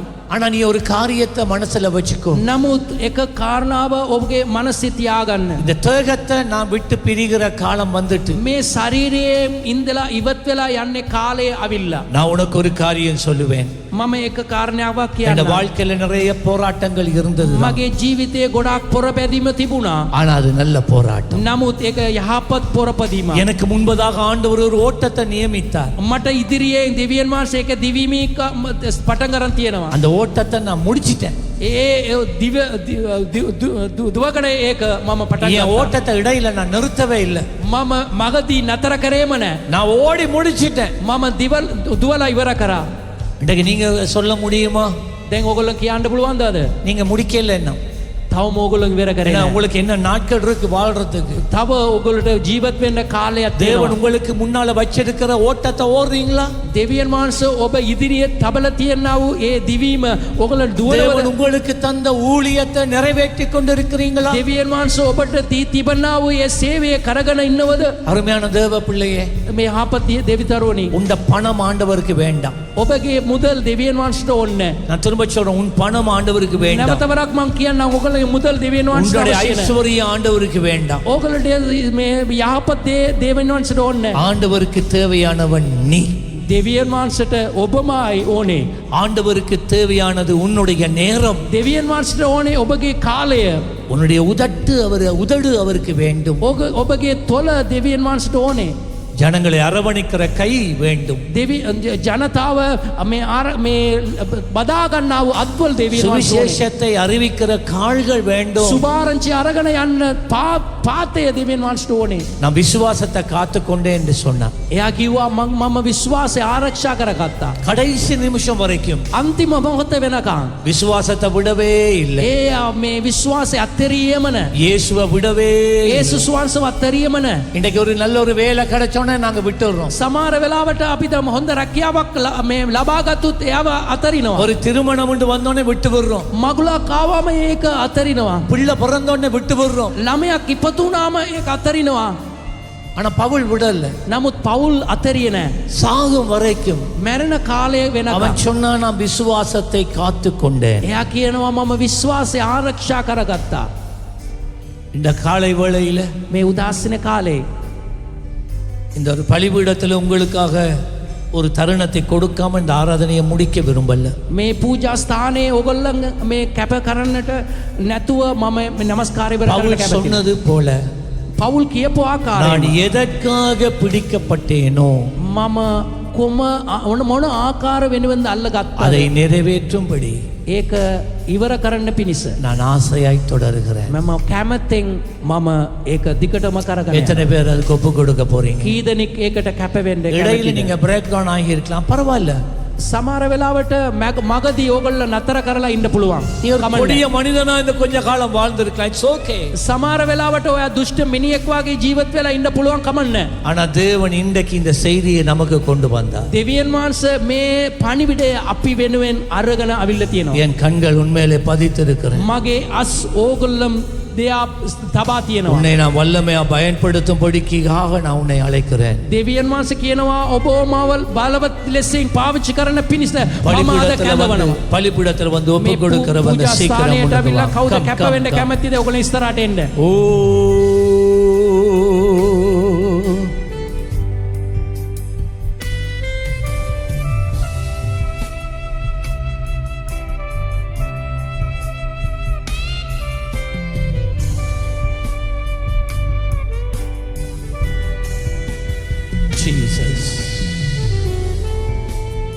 precious Jesus, precious Jesus.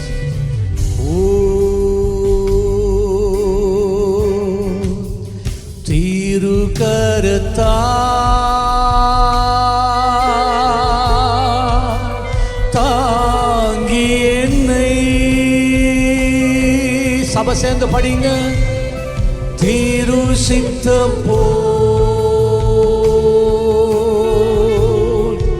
என்னை நடத்திடுமே, குயவன் கையில்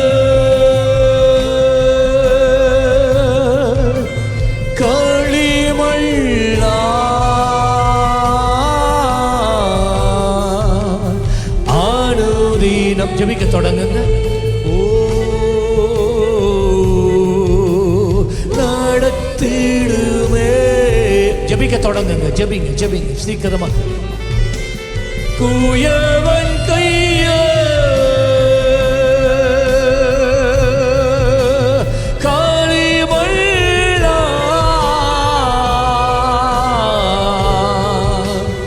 ஆடுதிடம் நீ வாழைந்திடுமே.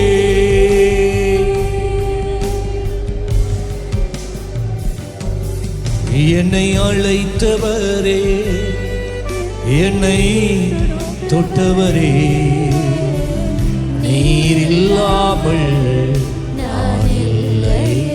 ஒப்பு கொடுக்கிறார்கள். வாங்க, இந்த சந்தர்ப்பத்தை இழக்க வேணாம். இது உன்னுடைய நேரம், இது உன்னுடைய காலம். கர்த்தர் உன்னை தெரிந்து கொண்டார், நீ அவருக்கு வேண்டியவன். நான் வாழ்ந்தது உங்க கிருபை, நான் வளர்ந்தது உங்க கிருபை, என்னை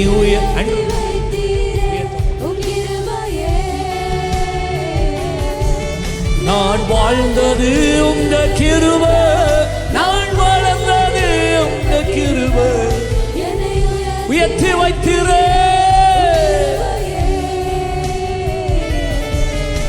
நான் வாழ்ந்தது உங்க கிருபை, நான் வளர்ந்தது உங்க கிருபை, என்னை உயர்த்தி வைத்தீரே கிருபையே. நான் வாழ்ந்தது உங்க கிருபை, நான் வளர்ந்தது உங்க கிருபை, என்னை உயர்த்தி வைத்தீரே கிருபையே. படிங்க. உங்க கிருபை வேண்டுமே, ஓ கிருபை இல்லாம அப்பா தகப்பனே நான் வாழ்ந்தது. யாருக்கெல்லாம் ஜெபம் வேண்டுமோ நீங்கள் வரலாம், உங்களுக்காக நாங்கள் ஜெபிப்போம். வியாதியா, பலவீனமா, போராட்டமா, உங்களுக்காக நாங்கள் ஜெபிக்க ஆயத்தமா இருக்கிறோம். நம்முடைய கர்த்தராகிய இயேசு கிறிஸ்துவினுடைய கிருபையும் பிதாவாகிய தேவனுடைய அன்பும் பரிசுத்த ஆவியானவருடைய அந்யோன்ய ஐக்கியம் உங்கள் அனைவரோடும் கூட இன்றும் எப்பொழுதும் கூடவே இருந்து நன்மையை செய்வதாக.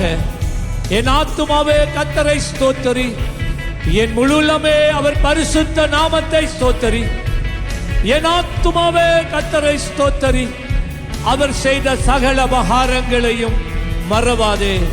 ஆமென் ஆமென். வந்ததுக்கு நன்றி. தேவ ஆசீர்வாதம் உங்களோடு கூட இருப்பதாக. God bless you. பிரியமானவர்களே, எமது ஆராதனையுடன் இணைந்திருந்தமைக்கு எங்கள் மனமார்ந்த நன்றிகளை தாழ்மையுடன் கூறிக்கொள்கிறோம். இந்த ஆராதனை உங்கள் ஆத்துமாவுக்கு மிகுந்த ஆசீர்வாதமாக இருந்திருக்கும் என விசுவாசிக்கிறோம். தொடர்ந்தும் எம்முடன் இணைந்திருங்கள். கர்த்தர் தாமே உங்களை ஆசீர்வதிப்பாராக.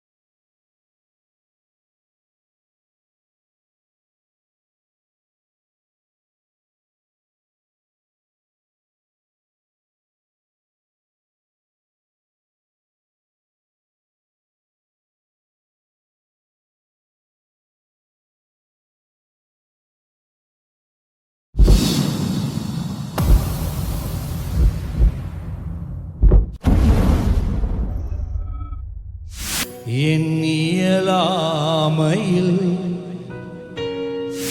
நீ செயல்படுவி, உன் கரம் என்னை விலகாதிருக்கும். என் இயலாமையில் நீ செயல்படுவி, உன் கரம் என்னை விலகாதிருக்கும். மலைகளை பெயர்ப்பீரென்றால் என் தடைகள் உமக்கு எம்மாத்திரம். மரித்தோரை எழச் செய்தீரென்றால் என் நோய்கள் உமக்கு எம்மாத்திரம். என் இயலாமையில் நீ செயல்படுவி, உன் கரம் என்னை விலகாதிருக்கும். இயலாமையில் நீ செயல்படுவி, உன் கரம் என்னை விலகாதிருக்கும். எல்லாரும் உணர்வோட ஆண்டவரை பார்த்து,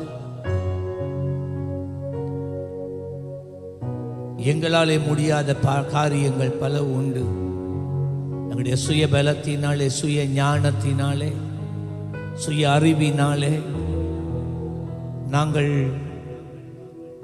நாங்கள் பல காரியங்களை செய்ய நாங்கள் முற்பட்டு தோற்று போனவர்களாக இருக்கிறோம். எங்கள் பலவீனமான நேரங்களிலே எங்களை பலப்படுத்துகிற ஒரு தெய்வம் உண்டு. அல்லேலூயா. எங்களுடைய நம்பிக்கை அவரிடத்தில் இருக்கிறது. அவர்தான். அல்லேலூயா. என் இயலாமையில் நீ செயல்படுவி, உன் கரம் என்னை விலகாதிருக்கும். என் இயலாமையில் நீ செயல்படுவி, உன் கரம் என்னை விலகாதிருக்கும். மலைகளை பெயர்ப்பீரென்றால் என் தடைகள் உமக்கு எம்மாத்திரம். மரித்தோரை எழச் செய்தீரென்றால் நோய்கள் உமக்கு எம்மாத்திரம். கிரகிக்க முடியா காரியம் செய்வீர், சர்வ ஞானியே உம்மை ஆராதிப்போ.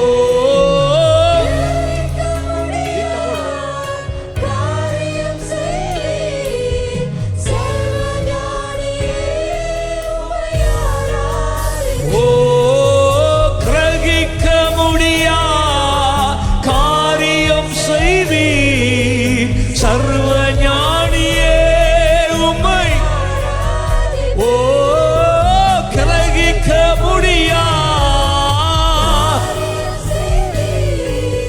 சர்வ ஞானியே. ஆராய்ந்து அறிய முடியாத பெரிய காரியங்களை உன் தேவன் உனக்காக செய்கிறவராய் இருக்கிறார். நீ வாஞ்சிக்கிறதுக்கும் வேண்டிக் கொள்ளுகிறதுக்கும் அதிகமாய் அவர் உனக்கு நன்மை செய்வார், உனக்கு பதில் கொடுப்பார், உன்னை உயர்த்துவார், உன்னை நடத்துவார். நீ வாளாகுவதில்லை, நீ தலையாகிறவன். நீ கையிட்டு செய்கிறதெல்லாம் தோற்று போவதில்லை, நீ கையிட்டு செய்வதெல்லாம் வாய்க்கும். நீ வெளியே போகும் போதும் உள்ளே வரும் போதும் நீ ஆசீர்வதிக்கப்பட்டவனாய் இருப்பாய். உன் வீட்டிலே நீ ஆசீர்வாதமாய் இருப்பாய், பட்டணத்திலே நீ ஆசீர்வாதமாய் இருப்பாய். நல்ல கரங்களை தட்டி ஹோ.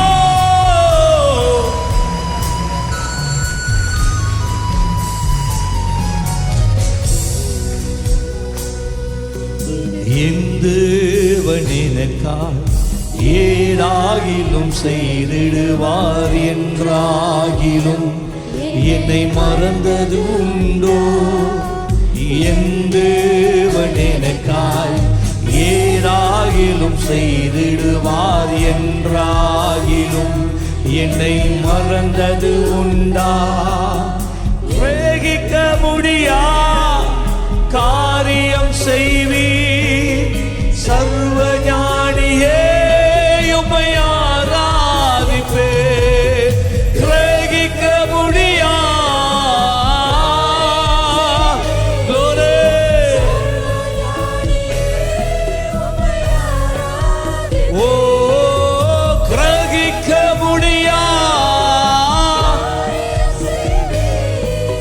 சர்வ ஞானியே, உம்மை ஆராதிப்பேன். கிரகிக்க முடியா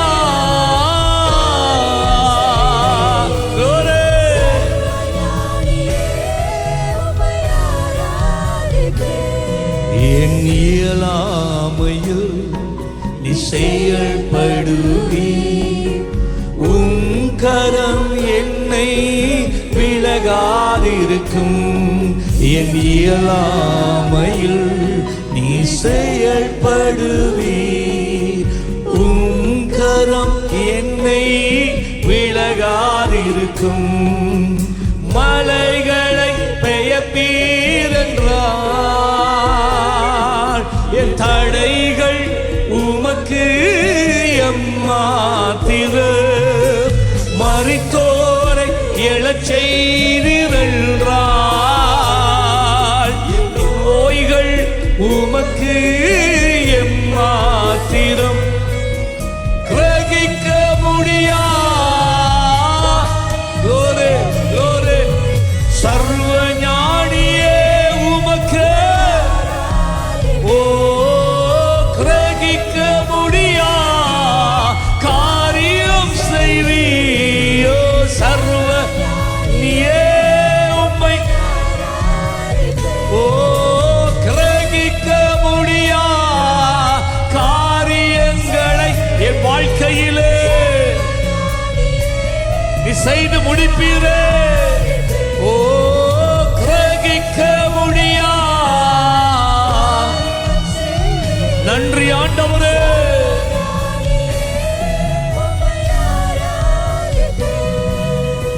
கோலும் கையும் இரு பரிவரமாகும். உம்மால் அன்றி இது யாரால் கூடும்?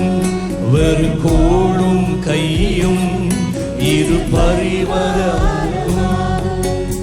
உம்மால் அன்றி இது யாரால் கூடும்? ஆகாயத்து பட்சிகளை போஷிப்பீர் என்றால் எல்லையும் போஷிப்பது நிச்சயமே.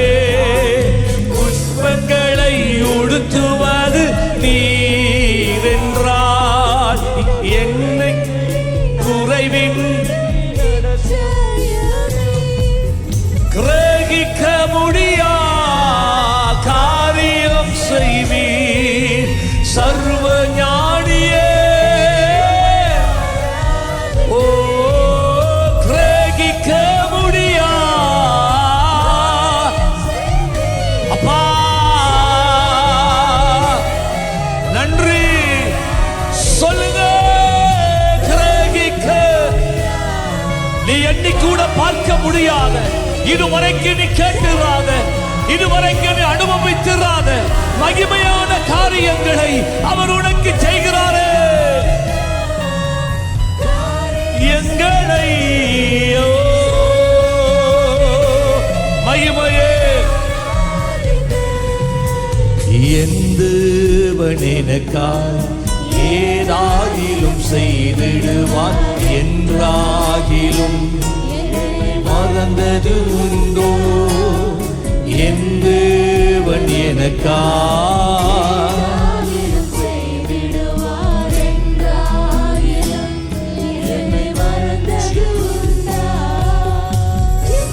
ஹல்லேலூயா. அப்படியே கரங்களை உயர்த்தி அருமையான தேவ பிள்ளைகளை ஹல்லேலூயா. கர்த்தர் உனக்கு பெரிய காரியங்களை செய்கிறவர்.